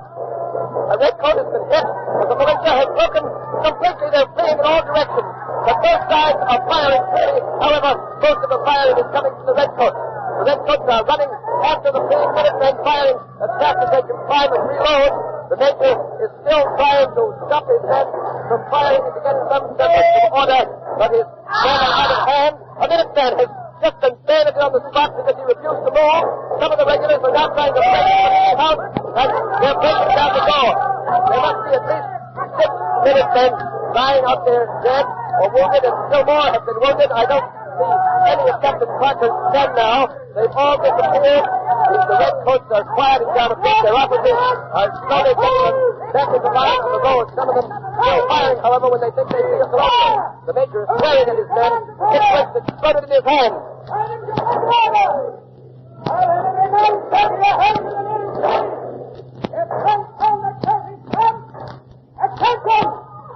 The major is very angry. That's him now dressing down his men. Him now dressing down his men. The smoke is clearing. The regulars are rushed wild-eyed and panting. And now died and panting. And now some of the wives of the Minutemen who were hit are running out on the green to help their husbands. I can count 8 fallen men, 8 altogether. I can't tell you whether they're dead or wounded. On the other side, except for a slight injury to the major's horse and that one wounded redcoat who now seems to have been just grazed, the redcoats have suffered no casualties. And now a redcoat, in spite of the major, has cried out hotly, 3 cheers for victory. But the major is giving the command to march. The long red column is stepping off down the road to Concord to the fife music and the drums. Evidently, the major isn't allowing this awful clash that has just taken place on Lexington Green to divert him from his main objective, the military stores in Concord, and the arrest of Sam Adams and John Hancock. The wife of one of the militiamen is running after the regulars, screaming at them, but they pay no attention to her. I'm going out to try and get a full and accurate report on the casualties, but the center of attention has shifted to Concord, so back to Doug Edwards.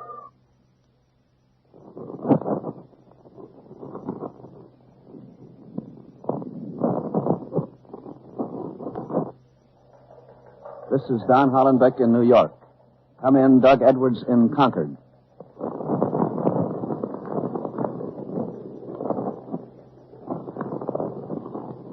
Go ahead, Doug Edwards.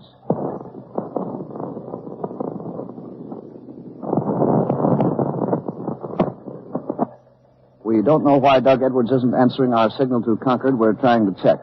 There's been an exchange of shots, as you've heard, between the Colonial Minutemen and His Majesty's regulars who are marching on Concord. CBS headquarters in Boston has been trying to get a statement from General Gage, but the general is not available for comment. However, our Boston headquarters has been able definitely to identify the major of the Royal Marines who is leading this expedition to Concord. He's Major John Pitcairn, 35. He lives in Boston, close by the house of Paul Revere. The entire contingent is under the command of Lieutenant Colonel Francis Smith. Reports continue to come in claiming that the colonial militia in at least a dozen villages in the Boston area have been aroused and are marching toward the road between Concord and Boston. There's been no further information concerning the whereabouts of Samuel Adams and John Hancock. Both men are known, however, to be in the Boston area. We're still trying to reach Doug Edwards in Concord, and now here is Major Elliott. The meaning of the tragedy that has happened on Lexington Green is still pretty obscure here in New York. Does this occurrence mean that there is no hope for peace? It's still much too early to decide that. The colonies are, of course, painfully familiar with other such bloody clashes that have happened in the past, and still there's been no open, organized rebellion as a result. Unless further investigation reveals that it was a militiaman who fired that mysterious first shot, John Daly's eyewitness account would certainly seem to indicate that Captain Parker's men obeyed his order not to fire unless fired upon. The militiamen seem to have fired their muskets only in response to the concentrated volley of the regulars. However, when word of what has happened in Lexington spreads through the New England countryside and the rest of the colonies, this word will certainly pour no water on the rising flames of resistance. And now, here again is Don Hollander. Thank you, Major Elliott. Ken Roberts in Concord is calling in from a mobile transmitter. Go ahead, Ken Roberts. Are you getting me okay, Don? Yes, Ken. Yes, go ahead. Where are you? I'm on a hill outside of Concord. Where's Doug Edwards? He's inside the town. His Majesty's regulars have arrived. They've occupied Concord. We had transmission trouble before. That's why Edwards didn't get through. And when we were ready to report again, the regulars had moved in, taken over the town, and Lieutenant Colonel Smith had clamped down a tight censorship. I managed to get away from town in our mobile unit. I'm wearing a pack transmitter, and I'm here now at the Concord militia, overlooking the North Bridge. What are the militia doing on the hill, Ken? Major Buttrick of Concord is conferring with his men. There are about 400 of them now. The men of Concord have been joined by others from Chelmsford, Carlisle, Littleton, and Bedford. They're trying to decide what to do about some smoke that's curling up from the center of Concord. The men don't know what's burning, but some of them are afraid the redcoats have set their homes on fire and are trying to burn down the whole town. The only thing that's stopping them from going in immediately and finding out is the detail of redcoats down there at the North Bridge. There are 3 companies down there, all about 100 men, commanded by Captain Laurie of the 43rd Foot. That North Bridge is the only direct way back into Concord, and Captain Laurie's redcoats are blocking the way. That was Major Buttrick. He's given the command for the militia to fall in, and I think the Minutemen are going to try to cross the bridge. I don't know what Captain Laurie's orders are. I don't know whether he's been given any orders, but the big question is whether he'll let the Minutemen cross that bridge. We'll know any moment now. The Minutemen have struck up a march. I think it's the White Cockade. 2 by 2, they're approaching the bridge. I'm following the column. Major Buttrick is leading. Captain Davis, commanding the contingent from Acton, is walking at his side. All the men are walking steadily with great resolution. They're not speaking now. They're not looking to right or left. Their eyes are fastened on the regulars on the other side of the Concord River, watching the imposing mass of scarlet uniforms that sort of funnels into the entrance of the North Bridge. The regulars know the Minutemen are coming. Well, Captain Laurie has shouted a command to his men. I couldn't hear it. He's still too far away. But the redcoats have taken up the traditional street firing formation. 3 ranks, the men in the first rank kneeling, the second stooping, the third aiming muskets at eye level. It's a strange move. I don't understand it. If Captain Laurie means to start a fight, his men are jammed into the small bridge area right out in the open, and the regulars are also outnumbered 3 to 1. Captain Laurie has ordered some regulars to rip up the planks of the bridge. He's going to try to stop the Minutemen from crossing. There goes one plank, another. That was Major Buttrick. He shouted angrily to the redcoats to desist, to leave the planks. This is our bridge, Major Buttrick screamed. And the regulars have stopped. They've stopped tearing up the planks. The Minutemen are almost at the bridge now. The redcoats are on the other side. Only about 75 feet or so of the Concord River separate the 2 groups. The Minutemen keep marching, and another 3 shots! The redcoats fired 3 shots just now, and they splashed into the water. Another shot fired by a regular. Perhaps they're warnings. The Minutemen keep moving, though. Their band keeps playing. Oh, that's Captain Laurie.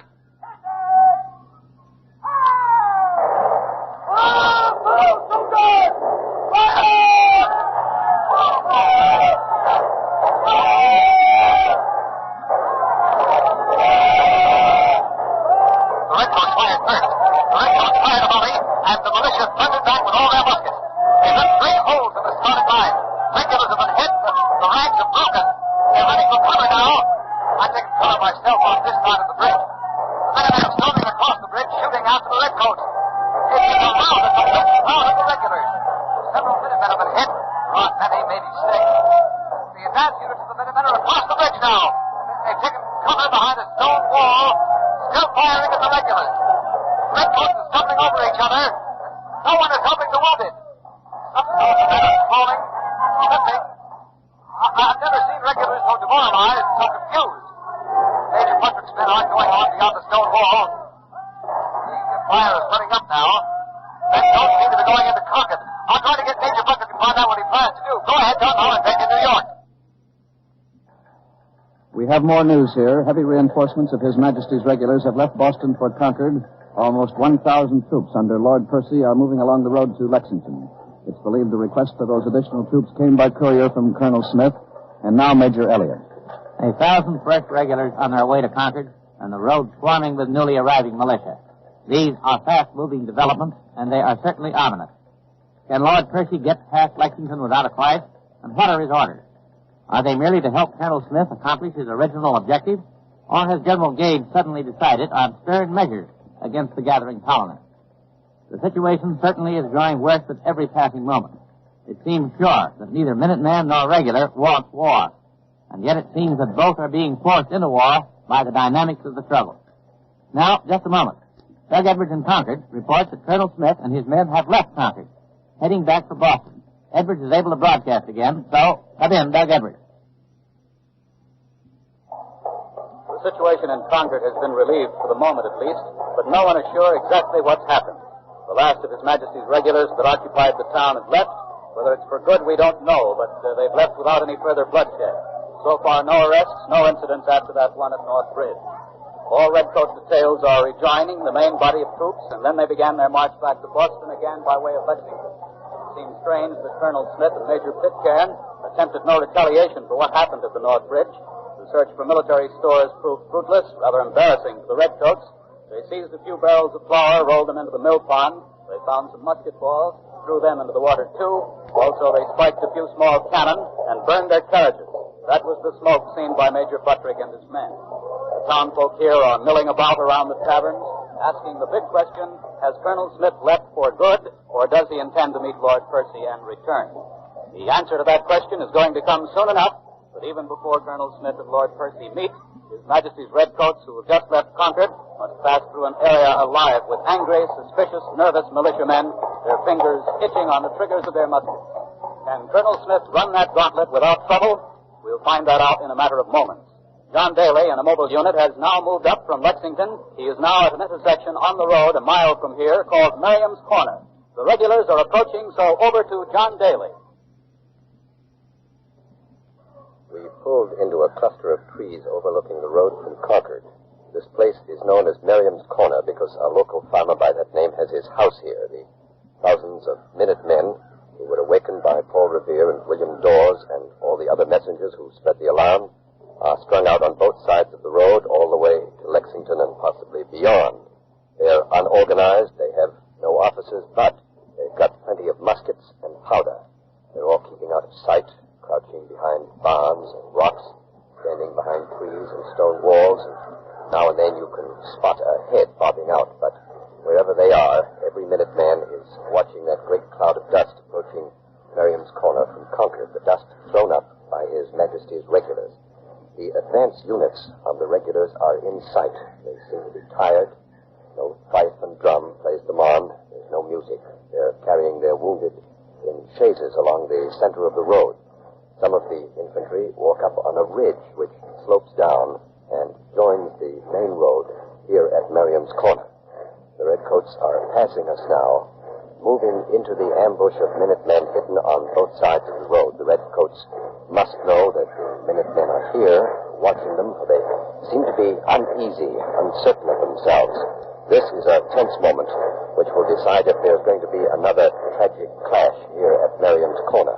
Nothing has happened yet, however, and the regulars are... One of the Minutemen has fired at the Redcoats. The musket was fired from a rock or tree to my right. The Redcoats are firing back, and from behind trees and rocks, the militia have opened up. Flashes of musket fire, clouds of smoke up, popping all around me from both sides of the road.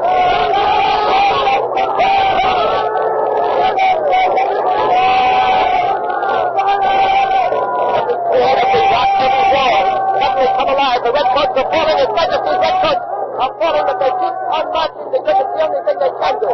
This can only mean war. There's no doubt about it. It's open rebellion. The colonial militia fired first here without provocation by the redcoats, but the militiamen remember Lexington and George Drake, and they picked up the gauge of battle. The musket balls of the militiamen here at Merriman's Corner. April 19, 1775. The Minutemen fire first at Merriam's Corner, and open rebellion begins. You have been listening to Lexington, Concord, and Merriam's Corner, another broadcast in the series You Are There, produced and directed by Robert Louis Cheon.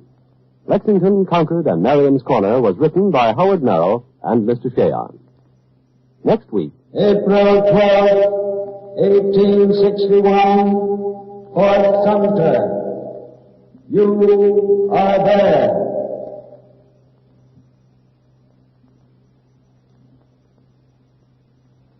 Tonight, America's favorite schoolmistress, our Miss Brooks, goes to the dogs in her latest adventure on CBS.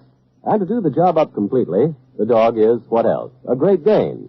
You'll find unusual things happening and a vast amount of laughter when our Miss Brooks, starring Eve Arden, finds that she's saddled with the welfare of a friend's Great Dane and has to take the cumbersome canine along to her classes.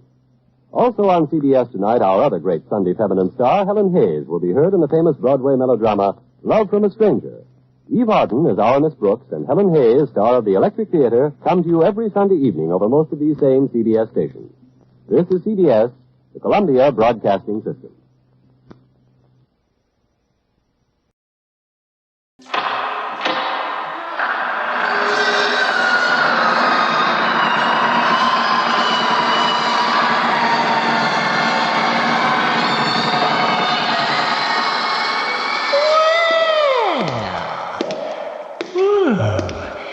Welcome, stranger of the night. Come right in and have yourself a seat. Rest your weary bones. Yes. Allow me to introduce myself. I am Chet-Chetta, the morgue attendant. I am also a licensed embalmer and the resident storyteller. Now, let's see what I have for you today. Yes. Yes. My story for today begins in Biloxi, at a new restaurant owned by a retired seaman named Buford Van Horn. Buford's Bar and Seafood Place, it was called. I'll have a cherry pie special there, Buford. Alrighty, one cherry pie special coming up. Will you be having any coffee with that, Mr. Ferris? Yeah, give me a coffee with about 6 sugars. Oh, a sugar coffee, I got you. I'm finished with this paper, Caesar, if you want it. Be sure to check out the headline. It's a doozy. Thank you, Doc Stone. Let's see here. Oh, no, it happened. Look at this, Buford. Yeah? Elmer Corn made the front page. Oh, well, that's not a surprise. He's the talk of the town. Saved from gator attack. Tuesday afternoon, a truck transporting 12 Louisiana gators to Marshall County overturned on Highway 171. The alligators escaped into the streets of Biloxi and caused a panic among the citizens. A local resident, Elmer Corn, risked his life to capture the 12-foot-long gators. It was a good example of mind over manpower, said Mr. Corn, of the ordeal. Dadgummit!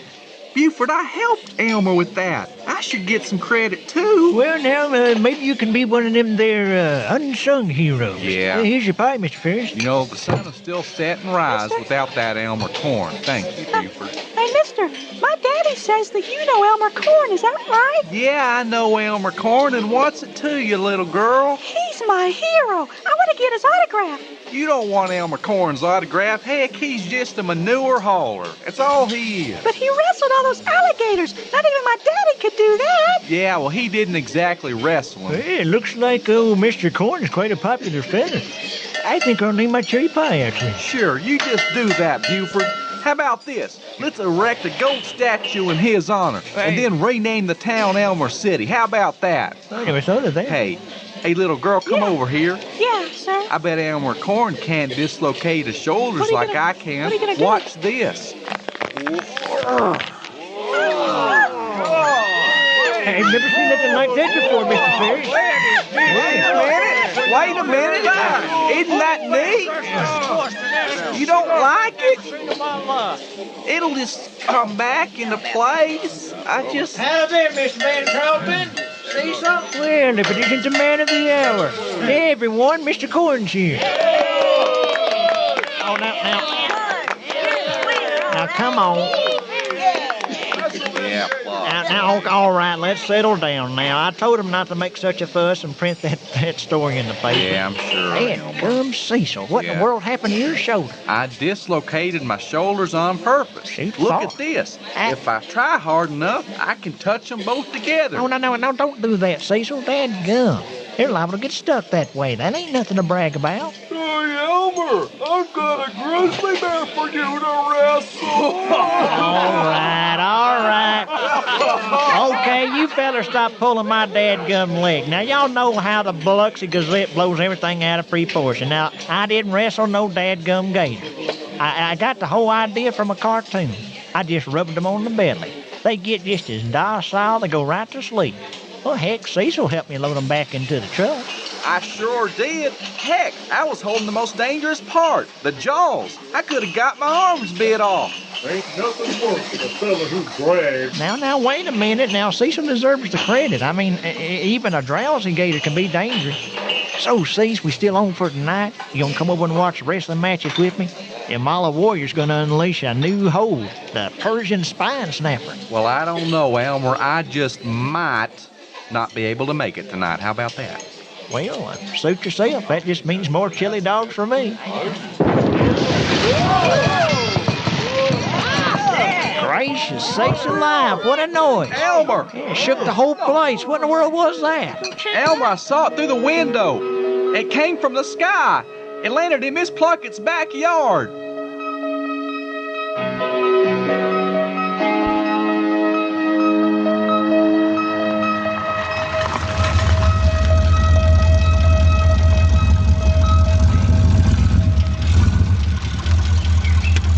Dadgum. Look at the size of that thing, Mr. Buford. Whatever it is, it's landed in old Winter Pluckett's yard. Lord, that old woman's gonna have a conniption feast. It's a big metal thingamajig. Bet the size of my trailer home. Yeah, it's drawing a little crowd of onlookers, I see. You can bet your price dear this is gonna be in the front page of the Gazette tomorrow. Oh, yeah, this is exciting news. Almost as exciting as you wrestling in alligators. Oh, you get on out of here. Well, let's go golf with the rest of them. What do you say? Now, I want something done about this, Sheriff. Are you going to do your duty and get these people off in my yard, or do I have to go get my squirrel gun? Now, you just simmer right down, Miss Pluckett. If there's going to be any shooting done around here, I'm going to do it myself. Hot dog, we get to use our pistol, Sheriff? Let's don't go for our guns quite yet. What do you say, Roland? Okay. Why don't you go up and tell that crowd to back away from that thing? We don't know what we're dealing with yet. Yes, sir, Sheriff. I'll go over there and holler at them right now. All right. Oh, okay, everybody. Everybody back off now. Back off. It's police business. Don't make me use the tear gas and the rubber bullets now. Okay.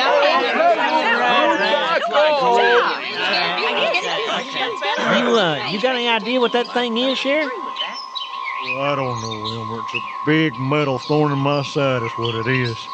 Big hunk of space junk, probably. Just had to fall during lunch hour. I'll bet you it's a meteorite. I'm gonna go poke it with a stick. Now, you ain't gonna get near that thing, Ernie. You see, you can hear that humming noise coming from it. That doohickey still got some power in it. You stay away from that thing. Well, here comes Cecil Ferris in his motorcycle. He might have some ideas of what it is. Yeah, sure. Ask Cecil. That'll be good for a laugh. Now, you ease up on Cecil. Whoa! Hey, Cecil. Yeah. Over here. Yeah, Elmer. Sorry it took me so long. My sickle kept breaking down. Cecil, that pile of junk ain't worth the air in its tires. Why don't you just scrap that eyesore? You watch what you say about my sickle, Bert. That thing can't defend itself. Now, let's not scuffle, boys. Let's not scuffle. We were studying on what this thing is, Cecil. Yeah? You got any guesses? Well, I guess it could be a UFO. Ain't that just like a hick? If it falls from space, it's gotta be a UFO. Yeah, Cecil, you reckon there's some face-melting aliens in there? Gummit, why won't anybody listen to me? Now, y'all get off Cecil's back. I ain't seen nary one of y'all come up with an idea that's better than he has. UFO sounds just about as good as any. Yeah, right. When it comes to being a hick, Ernie, you got that down to an art form. Now, wait a second. But now, I think, boys, I think I got this narrowed down. Whatever that thing is, it comes from this planet. How you figure? Look on there on the side. Look at there. Right. It's writing, and it's English, too. It sure is. Look at there. Property of Innovatrix, a private firm. Patent pending. If this satellite falls to Earth, please call 1-800-BIG-BANG. Big Bang, that don't sound good. I want that big old thing off in my property. You understand, Sheriff? Yes'm, Miss Pluckett, yes'm. It looks like it only weighs about 20 tons, so I'll tell you what, I'll hook it up to the squad car and I'll drag it out in the ditch for you, all right? Sheriff, I think me and the boys got it figured out. I think it's a satellite. It's got a number on the side of it. 1-800-BIG-BANG. Big Bang, Big Bang. I gotta write that down on my hand.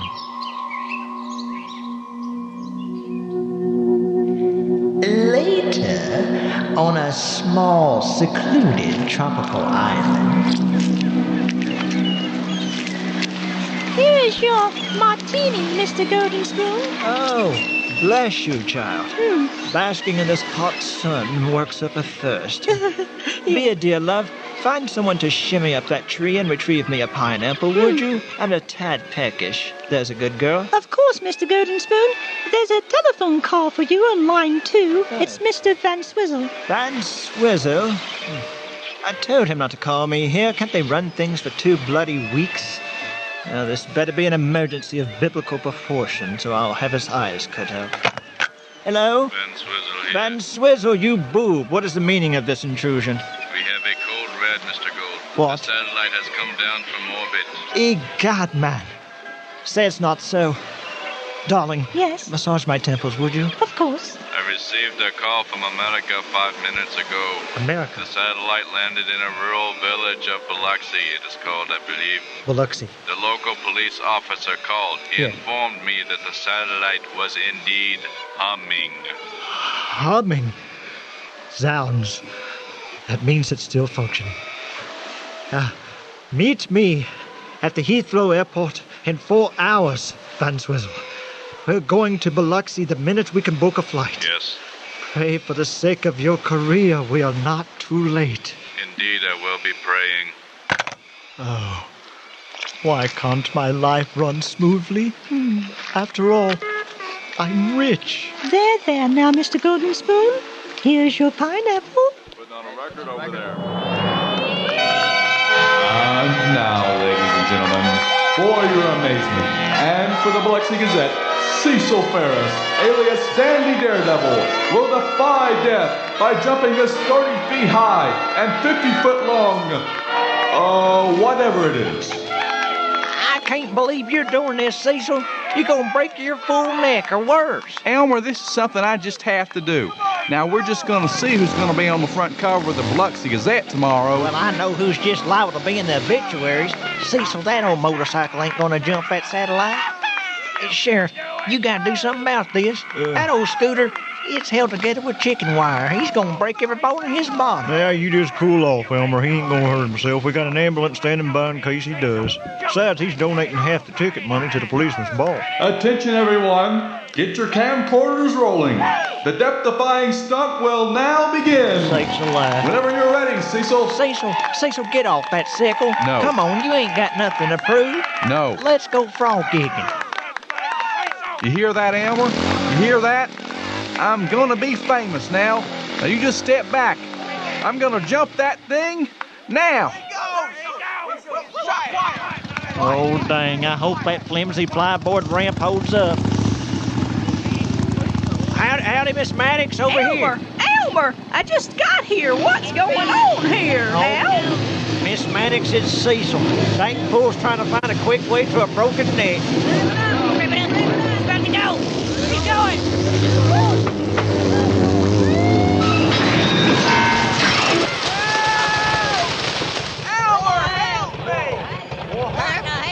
Did you see what happened, Elmer? The sun was in my eyes. Yeah, I seen it, Sheriff, but it happened so quick it took a second for my brain to process it all. Cecil was just about halfway over that satellite in midair when his motorcycle just sucked out from under him and attached to that satellite like it was a magnet or something. Poor old Cecil's up in that old willow tree. I'm a-coming, Cecil. Just hang on to that willow branch. All right, ladies and gentlemen, the show is now over. Hey, give me back my microphone. Hey! Shut up and listen. I won't ever one of you no good so-and-sos open my yard this very instant. I'm gonna grab my squirrel gun and I'm gonna shoot to kill. Now get open my yard.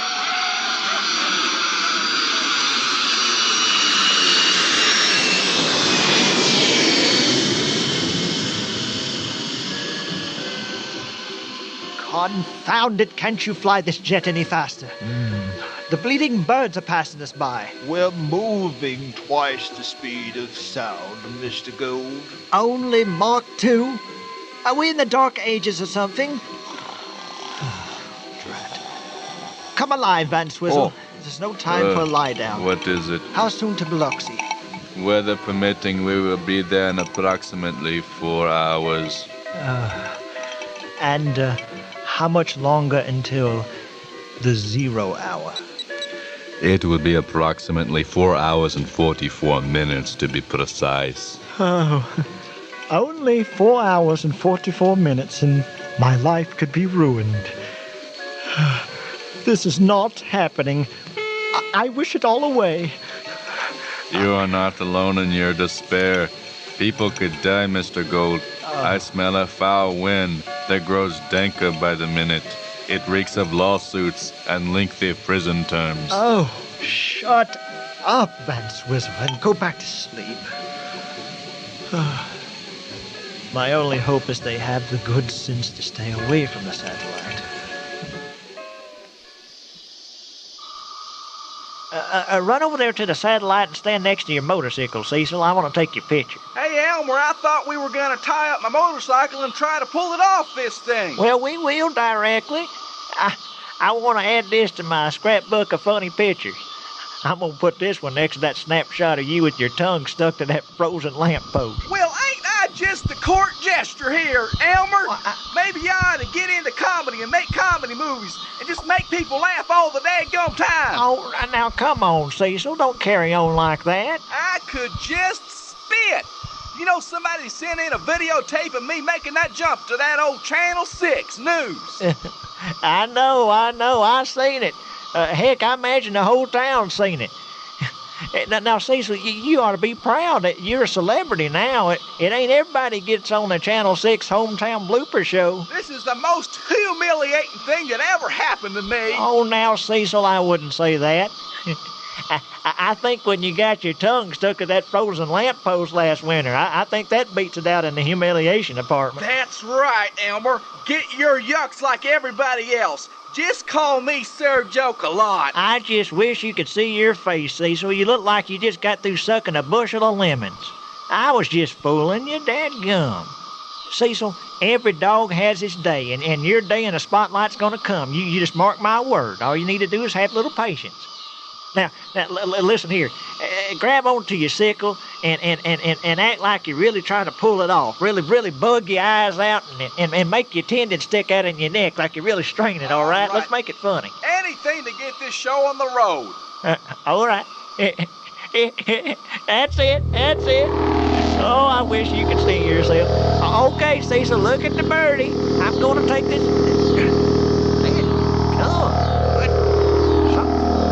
Feels like someone's pulling the camera out of my hand. I can't hold on to the dadgum thing. Ah! Ow! Whoa, Elmer!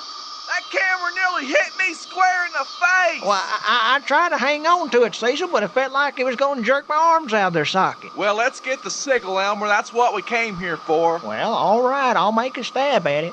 But heck, that satellite's got a strong magnetic hold. I don't think it wants to let go of your sickle. All right, I already got the rope tied to it. You holler if it starts to slip off my trailer hitch, all right? All right, Elmer. All right, Bessie.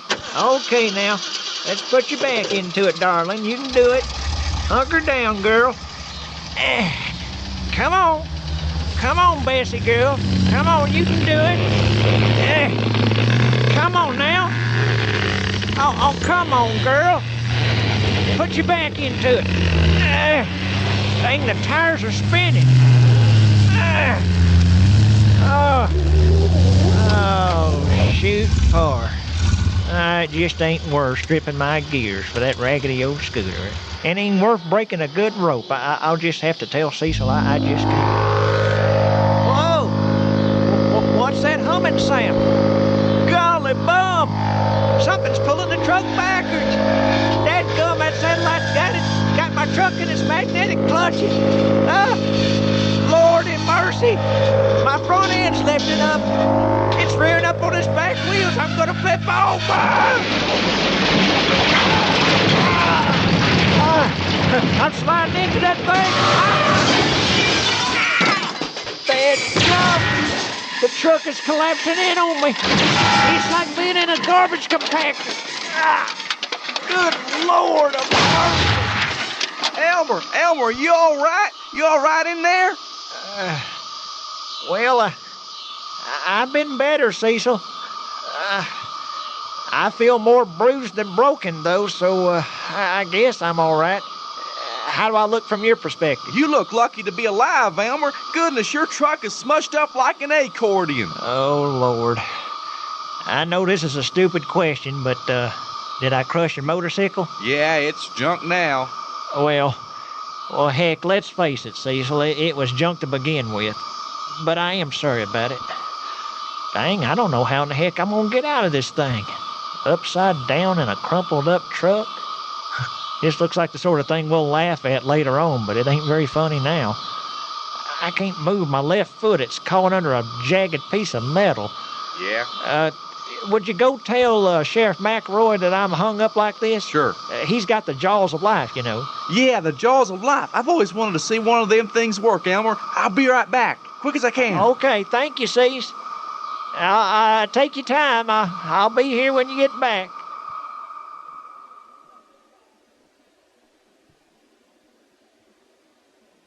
It just ain't no use, Sheriff. Elmer's still in that truck. We tried everything. Tried the jaws of life. Yeah. Conroy Pip down at the Grease Monkey Haven body shop. He brought over his cutting torch. Yeah. But every time you bring anything near that satellite within 20 feet, swoop, clang. You can't hold on to it. I mean, that sucker's magnetized sure enough. Oh, Lord of mercy. What, did you try something wood rolling, a club or something? Well, ain't nothing wood strong enough to pry Elmer out of that truck, Sheriff. Dadgum, he's got his foot caught under the steering column. Oh, Lord. We got bad luck in abundance.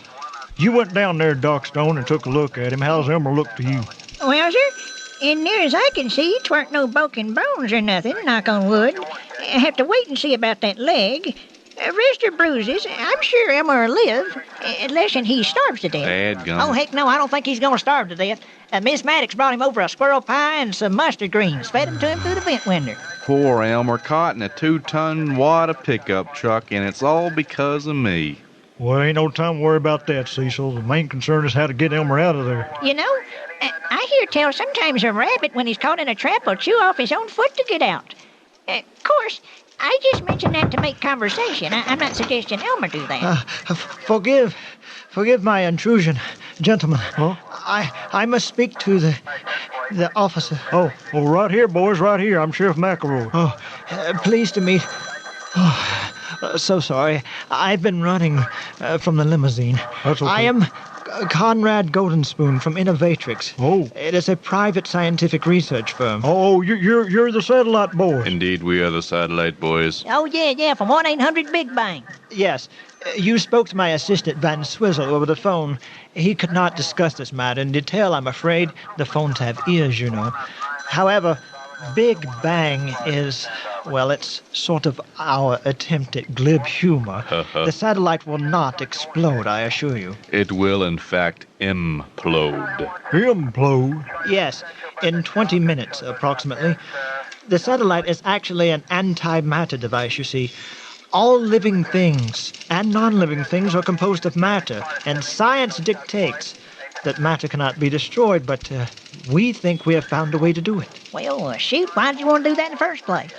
The primary goal would be waste disposal. Plastics and the like, they take forever to decompose. Now they could be eliminated without a trace. Of course, this implosion was supposed to be tested in space. Gravity conspired against us. I know. And now this thing's gonna go off right here in Biloxi, and you say 20 minutes? That is correct. It is rigged with a timing device. However, I do not think there's any need for any serious concern, Sheriff. We passed by the satellite on our way here. We found a few metallic objects attached to it. It is sort of a side effect. It increases in magnetism as it nears the implosion. This will occur in a 50-meter radius, which is quite small, actually. Yeah. As long as no one comes near the object, no one should be hurt. Oh, no. The satellite itself will be destroyed, a few trees, but other than that, I think we're in the clear. Wrong, boys. Elmer Corn is caught in one of them metal objects clinging to that satellite. Calling his pickup truck like a sardine. A possible fatality, Mr. Gold. Oh, I believe I'm going to swoon. We can't get Elmer out of there because of that magnetic field that thing is giving off. We gotta stop that thing from going off, boys. We got about 15 minutes left. Now come up with something. The only way, Sheriff, would be to have someone crawl into the satellite and disconnect some wires. It's a very small space, only about 5 decimeters wide. Only a child could fit. Just a second. Cecil? Yeah? Why don't you show that man what you was doing at the bar the other day? Oh, that yeah. thing you can do with your shoulder? Yeah, I can dislocate my shoulders. Watch this. What does this disgusting display have to do with our dilemma? Well, sir, I would imagine that Cecil can fit into a space about 10 or 12 inches wide when his shoulders are collapsed like that. Oh, that could work. That could work. My man, are you willing to risk your life to save another? Say, I'd walk over hot coals to save Elmer. Well, keep them shoulders dislocated, Cecil. Let's go, boys. Cecil? Yeah? Cecil, what in the heck are you climbing into that thing for? You just sit tight, Elmer. I gotta dislocate some wires real quick. Well, why is everybody keeping their distance? Come on, Cecil, give me some answers now. Well, what's going on? Do that.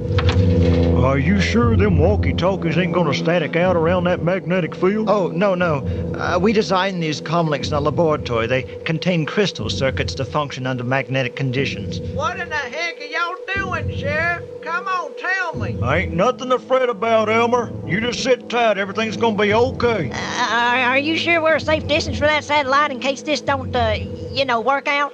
Yes, Deputy, yes. 60 meters is more than sufficient. Now, silence, please. I must talk to Mr. Ferris. Young man, approximately 5 meters into the tunnel, you will find a small hole to the right, about 5 decimeters in diameter. What the heck is a decimeter? Just look for a small hole. This is where you will need to fit in order to disconnect the wires.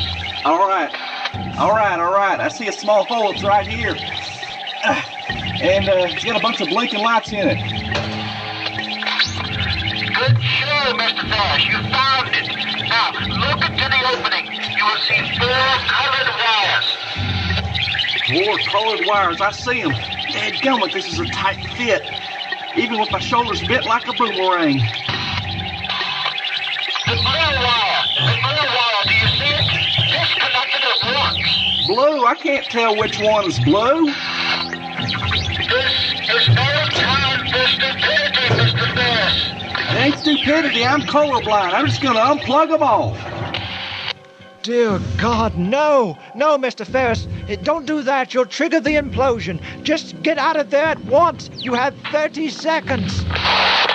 Jeepers, I'm stuck. Lord have mercy, he can't get out of there. Hang on, Cecil. Me and Roland will get you out. Sheriff, Deputy, come back. My worst fear confirmed. Hang in there. We're going to throw a rope into you, Cecil. Yeah, don't panic, old boy. Somebody tell me what in the hell's going on?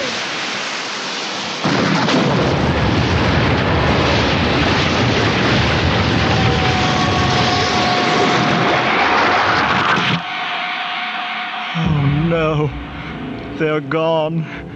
The police officers, Mr. Corn, Mr. Ferris, all gone. I've killed them all. Well, now, That was a grim ending, wasn't it? Well, this is a morgue, you know. But please, do not despair. This story has only begun. Do return next time, won't you? You will not believe what happens next. Until then, pleasant dreams.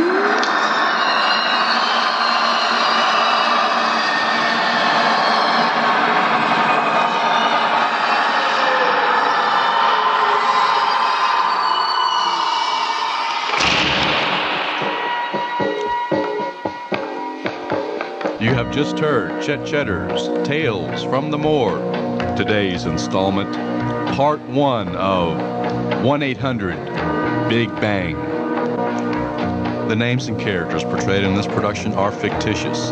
Any similarities with actual persons, living or dead, is purely coincidental.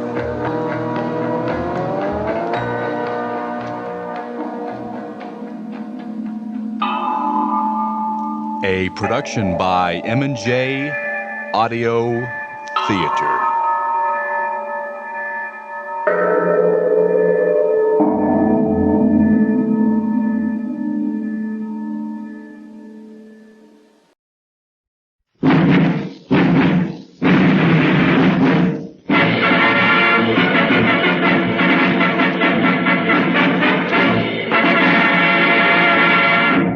Twentieth Century Fox presents a radio preview of 1 in a Million.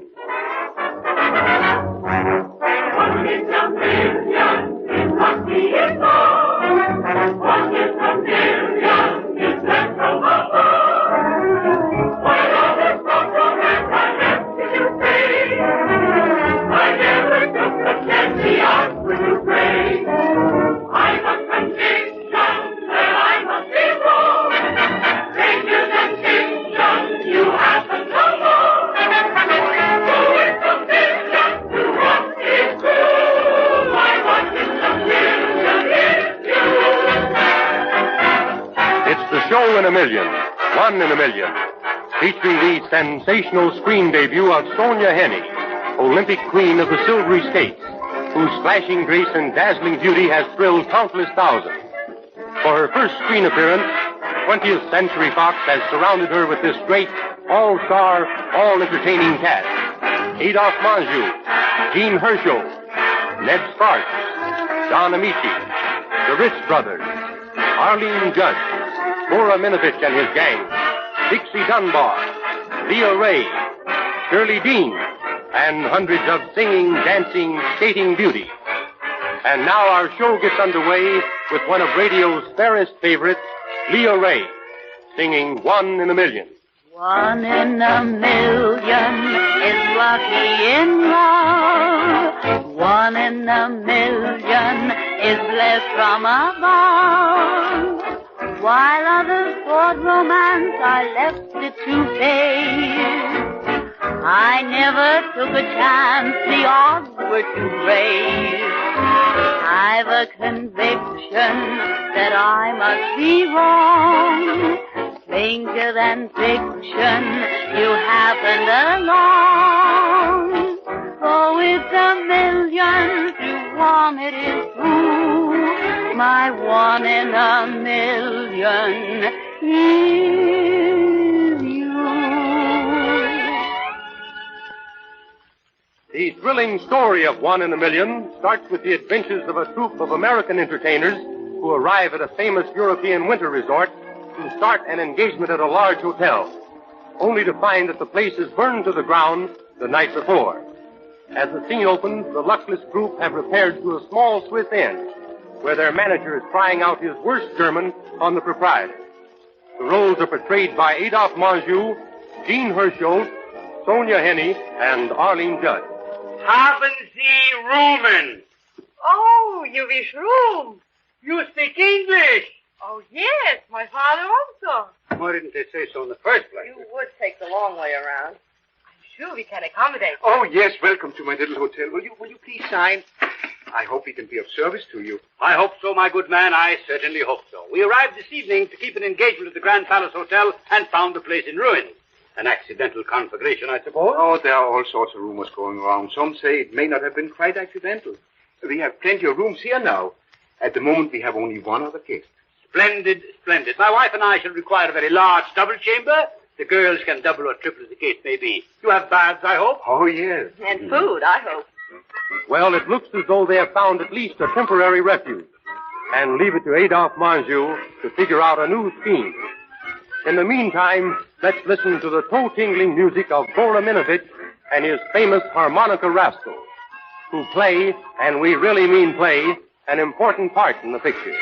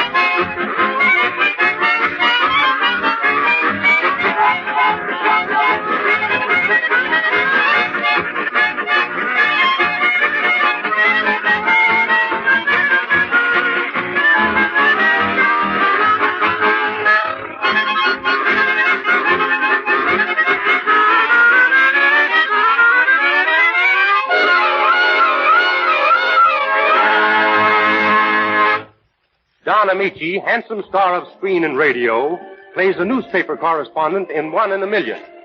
And one of his not-too-hard-to-take duties is to write about the new ice skating queen, Greta Muller, played by Sonia Henny. Let's go away in their sleigh as Dan Cupid takes them for a moonlight ride. You know, in America, the boy generally puts his arm around the girl when they go sleigh riding. They do that in Switzerland, too. What are you thinking about? Me? Good or bad? Well, I'm not quite sure. Why not? The first time I met you, I thought you were very nice. But the second time, not so good. Tonight you did something for me, which makes me think that you are, well, like the first time. So I'm a little confused. You know, my mother once said, Robert, always trust your first impression. It's the best. I wonder if she was right. You'll agree, it looks as though they're getting somewhere. And now, make way for those merry, mad masters of mirth, merriment, and mimicry. You howl at them in Sing, Baby, Sing, and you'll roar at them in One in a Million. The Ritz Brothers.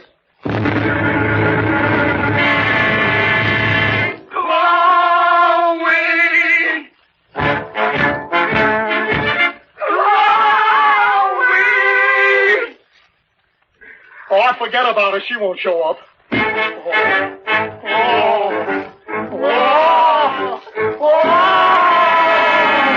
wish I was the land of cotton. We are cold and dearly rotten. Look away! Look away!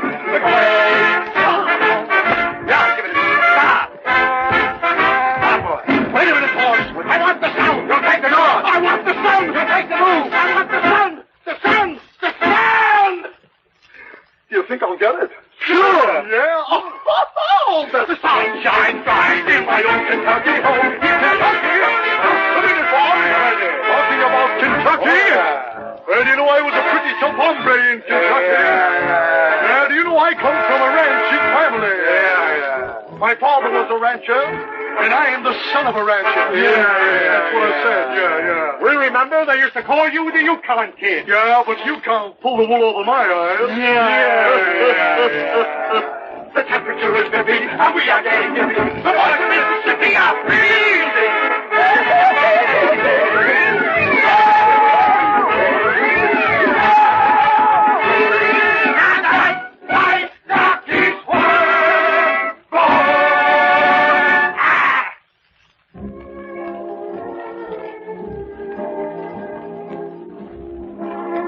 Here's Leah Ray singing one of the hit songs from the picture, Who's Afraid of Love? And a pleasant surprise. Don Amici discloses a grand singing voice in his version of the tune. Who's afraid of love? It's something we sing about. I haven't the slightest doubt that life without it is cold. Who's afraid of love? What else are we living for? How can anyone ignore the sweetest story that's told? Those who found love know nothing more sweet to hear than the sound of I love you, you love me. So who's afraid of love? It's stuff of which dreams are made, and dreams can't make me afraid. Who's afraid of love? Who's afraid of love? It's something we sing about. I haven't the slightest doubt that life without it is cold. Who's afraid of love? What else are we living for? How can anyone ignore the sweetest story that's told?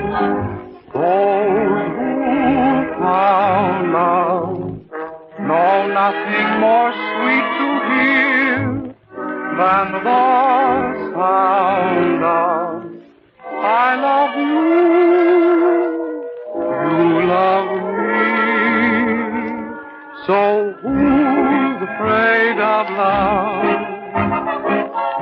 It's stuff of which dreams are made, and dreams can make me afraid. Who's afraid?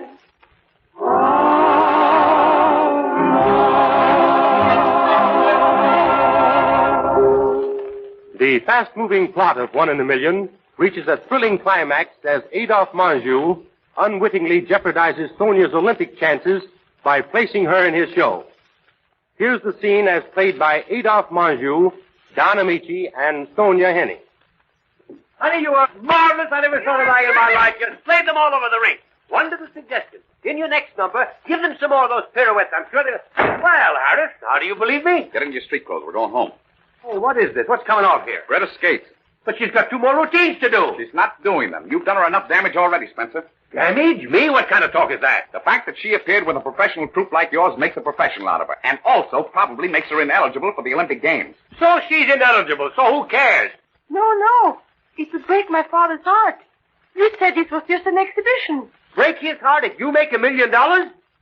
What business is this of yours? Oh, I'm more or less the innocent spectator. You know, the guy who always gets carried out in a stretcher. But I've got some information which you may not have. Muller has been building Greta up for 12 years to win the Olympic Games. It's very important to him, for reasons that we don't have to go into right now. Huh. What's more important?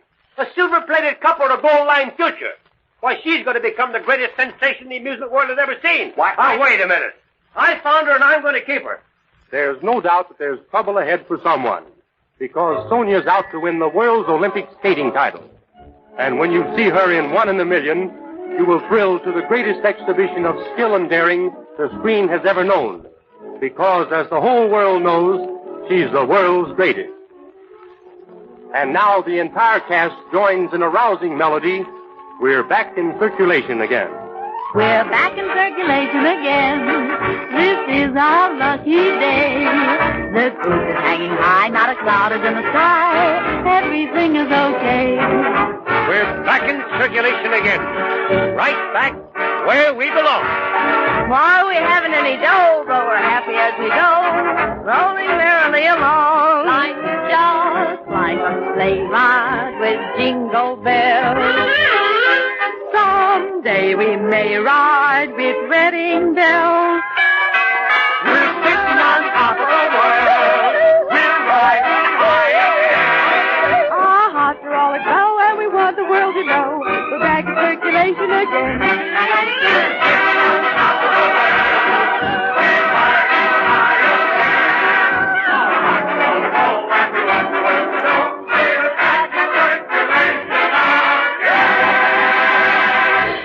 It's the show of a million thrills. 1 in a Million. 20th Century Fox's mightiest musical triumph. With Darrell F. Zanuck in charge of production and featuring the dazzling debut of a radiant, glamorous, brilliant new star, Sonia Henney, in 1 in a Million.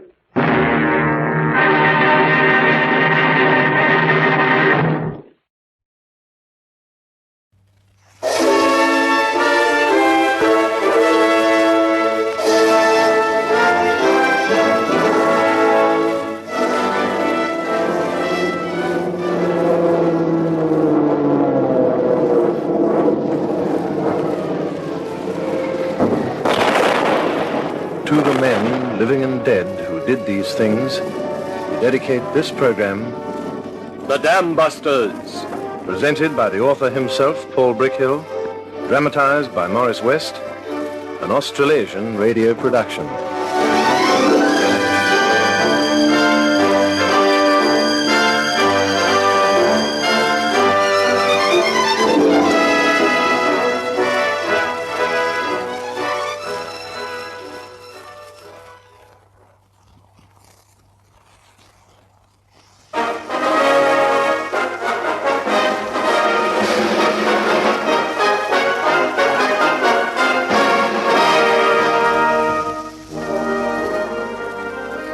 Good evening. This is Paul Brickhill. The story of the Normandy invasion is history, and 617 Squadron was proud to have played their part in it. But there was a bigger task coming up for them, grimmer and of vital importance to England. For some time, British agents had been reporting strange German activity in the Pas-de-Calais area. Now the reports became more significant. You see all this stuff, Cochrane? Page after page of intelligence summaries. The Germans are ready to launch their rockets. The warheads and the components are rolling into Calais every day.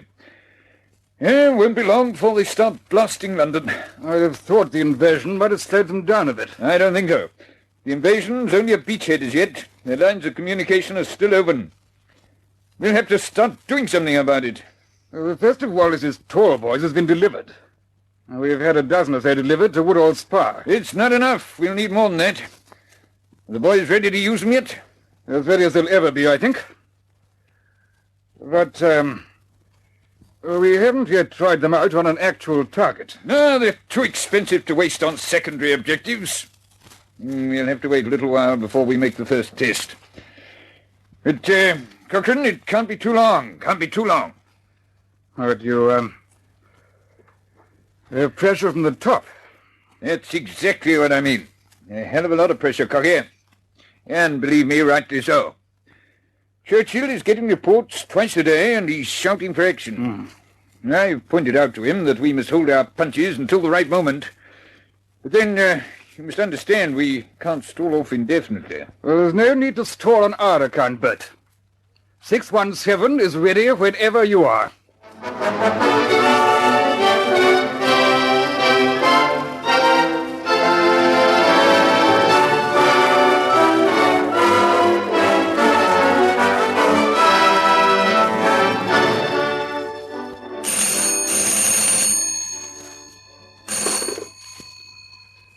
This is Cochran here. Cocky, this is Harris. And what can I do for you? Listen, Cocky, it's 3 o'clock, isn't it? That's right. Can you get 617 in the air by 6 o'clock? By 6 o'clock? Oh, that's a tall order, Bert, but we'll try. What's the trouble? Yeah, I'll tell you the trouble, my boy. I've just had a report from Army Intelligence. The Germans are moving a whole Panzer division north from Bordeaux tonight. How are they coming? By rail. It's an obvious attempt to strengthen the beachhead defenses. And we've got to stop them if possible. Oh, have you any suggestions? Yes, I have, Cocky. They've got to pass through the Somme Tunnel. It's 100 miles inland near the River Loire. Yes, I know it. Now then, if we could bust the tunnel, we'd have not only damage to the rails, but we could block all the lines with fallen masonry. Yeah, sounds a very good idea. We'll try it. Yeah, I think this is the time to try out Wallace's tall boys. So do I. All right, Bert, we'll get on to it. Any idea what time the first detachments leave? No, we haven't got that, I'm afraid. But we know definitely they're moving out of Bordeaux tonight. All right, Bert. Leave it to us.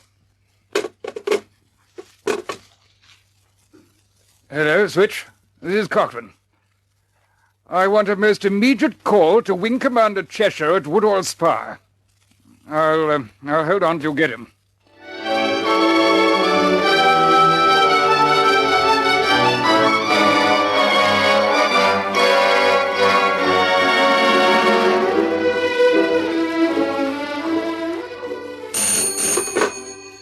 Cheshire speaking.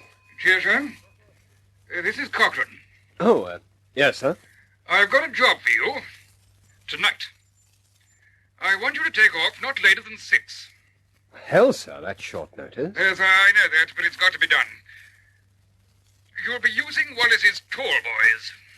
Well, they're going to take quite a time to load. Oh, never mind, sir, go on. A whole division of German armor is moving north from Bordeaux tonight to strengthen the invasion beach defenses. They'll have to pass through the Somme Tunnel. I want you to try and bomb the tunnel. Somme? Oh, that's on the river, isn't it? Well, I don't know it very well, but I've got the stuff on file. All right, sir, we'll do the best we can. I'm sorry I can't give you a better briefing than this, Cheshire, but it's urgent. Vitally urgent. All right, sir. You just leave it to us.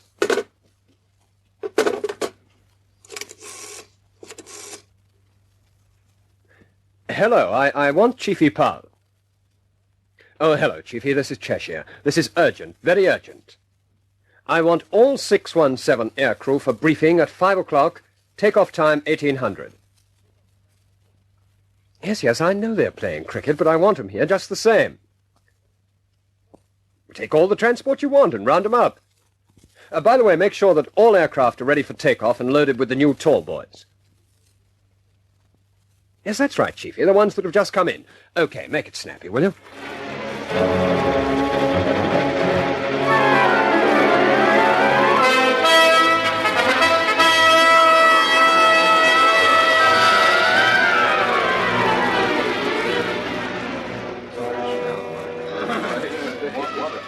Well, I'm, sorry to spoil the cricket, chaps.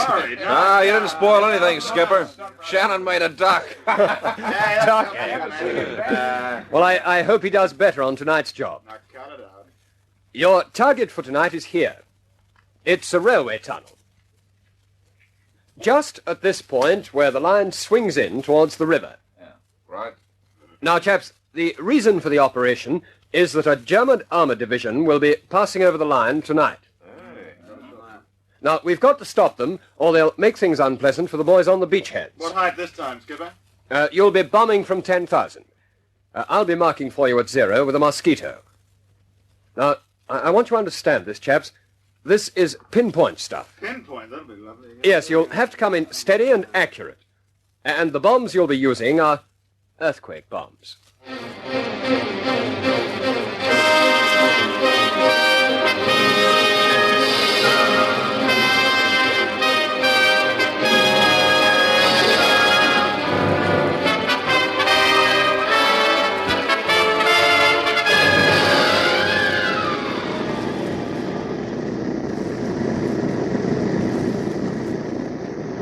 This is Leader calling all aircraft.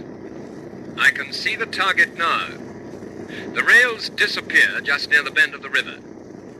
I'll drop one marker just behind the target, then another right on top of it. Bomb on the second marker. Repeat, bomb on the second marker. Over. Captain to crew. Hold your hats on, boys. I'm going down.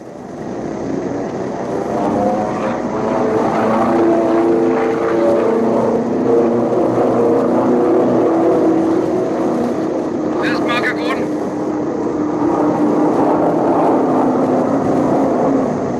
Second marker, Gordon. Thanks, bomb aimer. Going up now.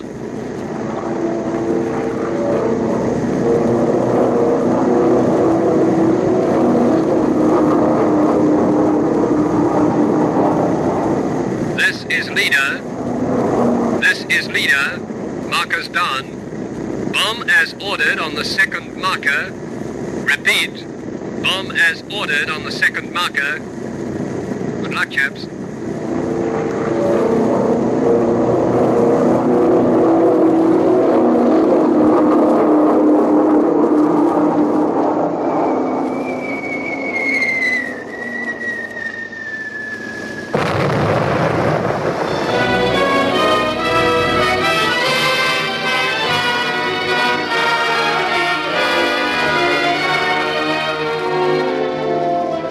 Cigarette, Mac, will you? Right. Come on. You got a light, Skipper? Yes, of course. Thanks a lot. What's the matter with it? Get some juice. High octane, boy. Get out of it. Now, all right, chaps, break it up. Now, let's have the details. Well, Skipper, as far as I can see, all bombs fell in the target area. Yeah, I'll check that, Skipper. How about you guys? Where'd you fall? Oh, look, another thing worried me, Skipper. I couldn't see any bursts. All we got was a red pinpoint flash. Yeah, Skipper. I noticed that, too. Well, that's okay, chaps. These things penetrate about 100 feet before they explode. Well, you really wouldn't see very much. Not much satisfaction in that. I'd like to know what's going on, wouldn't you, Mac? Yeah. Well, we'll have to wait on Excellent, recce yeah. photographs for that. All right, Shannon, that's enough. Now, I'd like you all to go to bed. I'll let you know as soon as I get any reports from headquarters. They should be very, very interesting.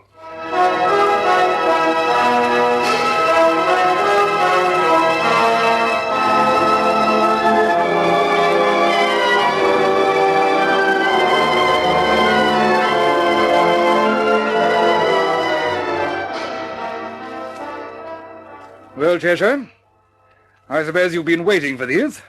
Yes, sir. I actually haven't been able to sleep. How did it go? Take a look for yourself. Now, this one shows the position of all the drops. Yes, I can see. As you can see, all of them except one were right on the target area. By Jove, sir, it looks quite a mess, doesn't it? Wait till you see the rest of them. Now, this one shows the mouth of the tunnel. Two of them fell right in the middle of the tracks. Now, they are torn out. Here, pass me that slide rule, will you? Oh, yes. Here you are, sir. Thanks. I'd say, on a rough calculation, the craters are nearly 100 feet across. That's 200 feet of rail just destroyed. It doesn't take any account of those others, and there's bound to be a lot of buckling and twisting. Won't Wallace be glad to see these? Not half as glad as I am. But this one. This one's the daddy of them all. As you see, the tunnel disappears into a hill. Somebody, I wish I knew who it was, I'd give him a medal, dropped his bomb right on top of the hill. Now, this is what it did. It bored straight through about 70 feet of earth and chalk right into the tunnel itself. When it reached the tunnel, it exploded, sideways and upwards. The walls of the tunnel were blown out, and the whole hill collapsed on top of the tunnel.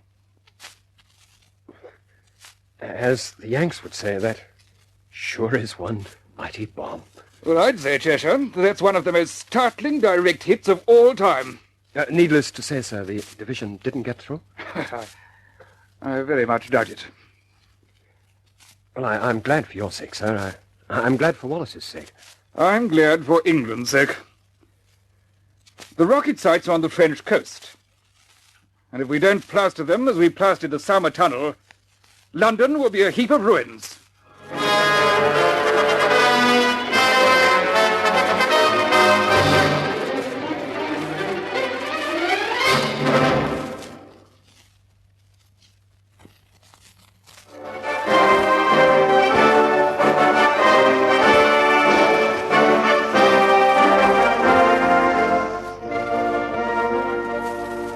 Wallace's earthquake bombs, his tall boys, drew their first blood in the Saumur Tunnel, a most important objective. But the tall boys were required now for a new task. Hitler brought it on himself, because on the morning of June the 16th, London was bombarded with a savage new weapon.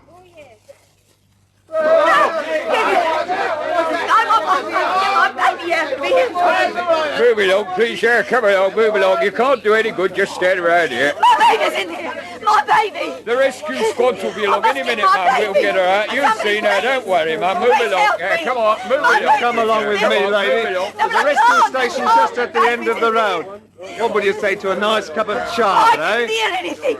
I didn't hear anything. It wasn't a bomb. Then it happened. They will get my baby out, won't they? Of course they'll get her out. Of course they will. Hey, there's another one coming now. Down, everybody, down.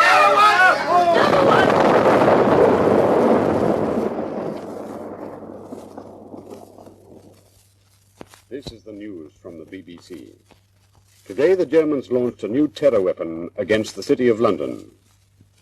This weapon is a guided rocket fired from fixed emplacements on the French coast. As this broadcast is being made, Cabinet is considering emergency measures to provide for the safety of the population of London.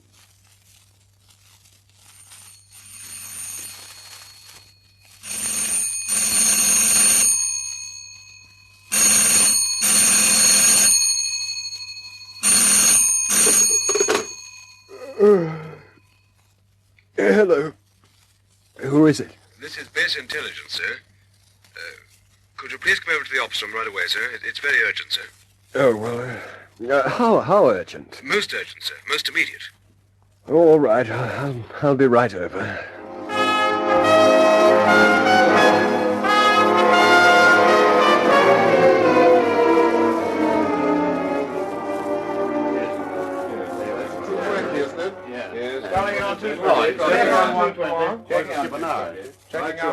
Well, what's the trouble? The secret weapon has started, sir. Landing missiles on London and invasion ports. Good God. Bomber Command don't know how serious it is yet, sir, but they will stand by to take off as soon as the weather clears. Just a minute. Give me that phone, will you? Check that on one. Yes. Right. Checking 327. Hello, Chiefy? Chiefy, is that you? Oh, good. This is Cheshire. Stand by, all aircrew. Load the aircraft with tall boys. I'll see him in the briefing room in, say, half an hour. Good man. I told him not to take. No. Tell me the rest of it. Well, this is your target, sir. This square concrete building, you see.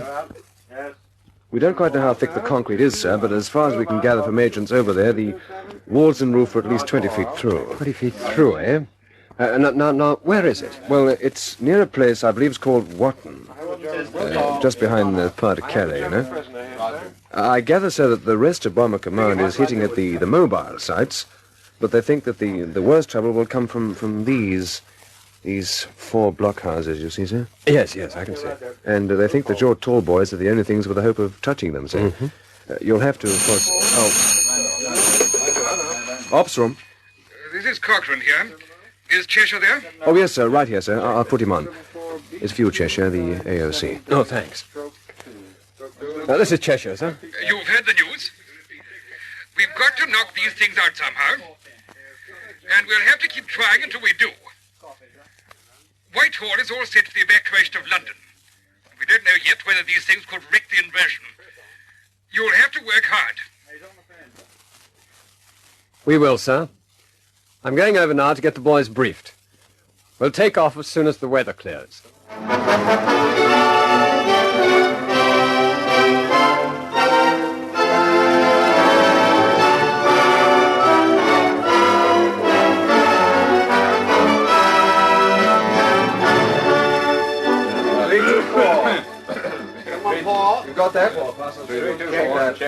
Well, that's the news, chaps. And it's just about as bad as it can be. From here on, it's up to us. When you leave here, I want you to go down to the flights and wait until the weather clears. What's the weather like, Skipper? Lousy, Davy. There's a sheet of stratus cloud at 2,000 feet for miles over the Pas-de-Calais. There's not a hope of bombing through it. We'll just have to wait. Oh, there's another thing. These sites will be heavily protected by flak, so if you can't get a direct hit, at least get a near miss. With these bombs, there's a transmitted shock which could shake these structures like an earthquake. All right, chaps. Now, let's get down to details.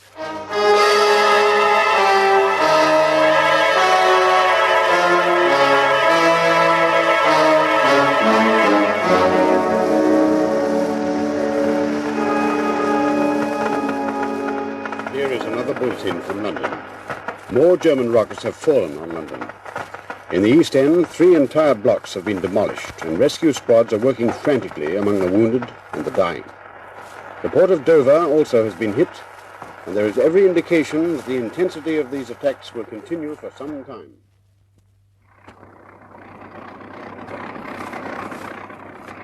All right, here, bring it. Yeah, Wally, bring the petrol up here, will you? No, it's bad, Mac.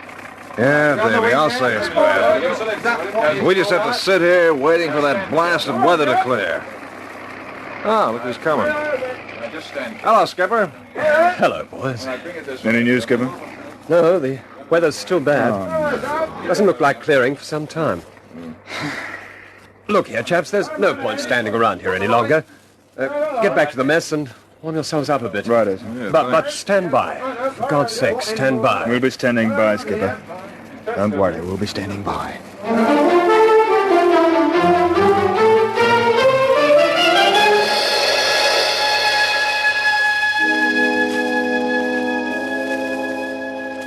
Hey, Skipper. Hey, Skipper. Oh, there you are. We're in trouble. Trouble? What is it not, Mac? Well, all the crates have been standing around, bombed up and full of petrol. Well, I know that, Mac, but we've got to keep them like that. No, but we can't, Skipper. The undercarriages are starting to sink. Oh, blazes. Look, Skip, if we could only take the bombs But we off... can't. It would take hours to bomb up again. And orders are to be ready for instant takeoff. Yeah, but we've been standing around now for 3 days, Skipper. Either way, we won't be ready. All right, Mac, all right. Now let me think a bit. Look here, Mac. Suppose we did it on a rotor system. Huh? Suppose we take the bombs off 2 aircraft, 3 at most. Then, when the undercarts are relieved, do exactly the same to the others. Well, I think that's about the best that... Yeah. Oh, wait a minute, will you? Cheshire speaking. This is Ops Room, sir. The group are on the line, sir. They're calling time on target. Good. Who was it? Ops Room. It's okay, Mac. This is it. Let's get moving.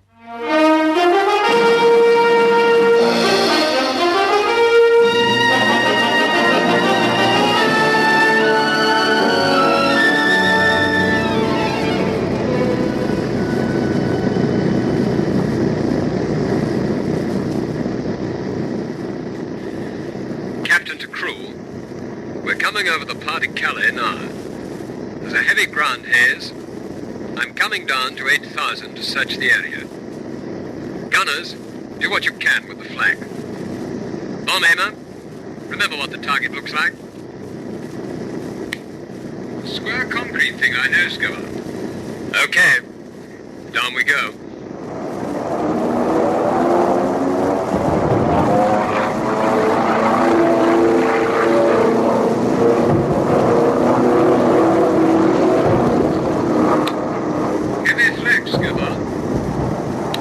I know. There's the target, Skipper. I see it. We're too high to mark. I'm coming down to 2,000. Get ready to take over if I'm hit. Okay, Skipper.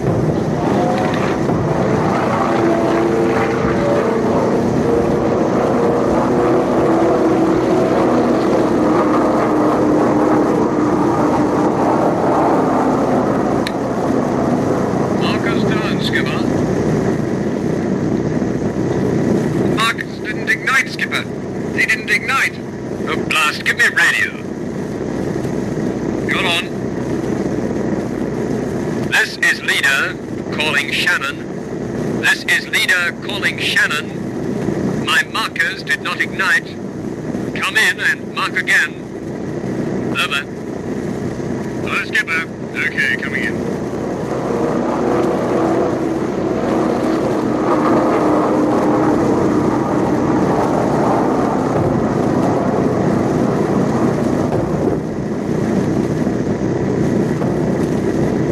Marker's gone. How did I go, Skipper? Over. I can see them. Hang on. Nice work, Shannon. This is leader. Markers are done. Come in and bomb as ordered. Help me draw the flag, Davy. Over. Captain to crew. Let me know what gives, chaps.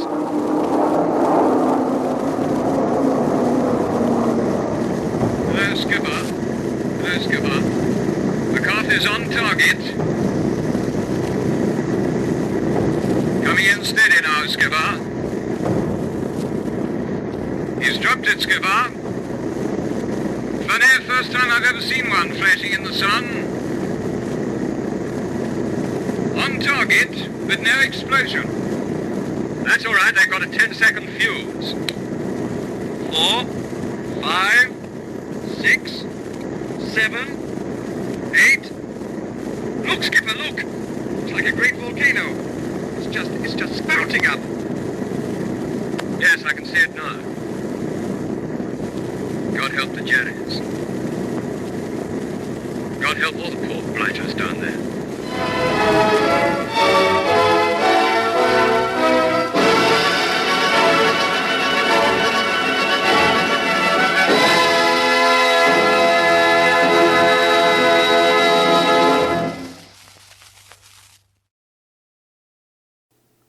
Thanks for joining us tonight, Sunday night at Old Time Radio, playing many of the classic radio programs from the golden age of radio. Please come again. We're here Sunday nights from 8 to 11 p.m. And until then, sleep tight.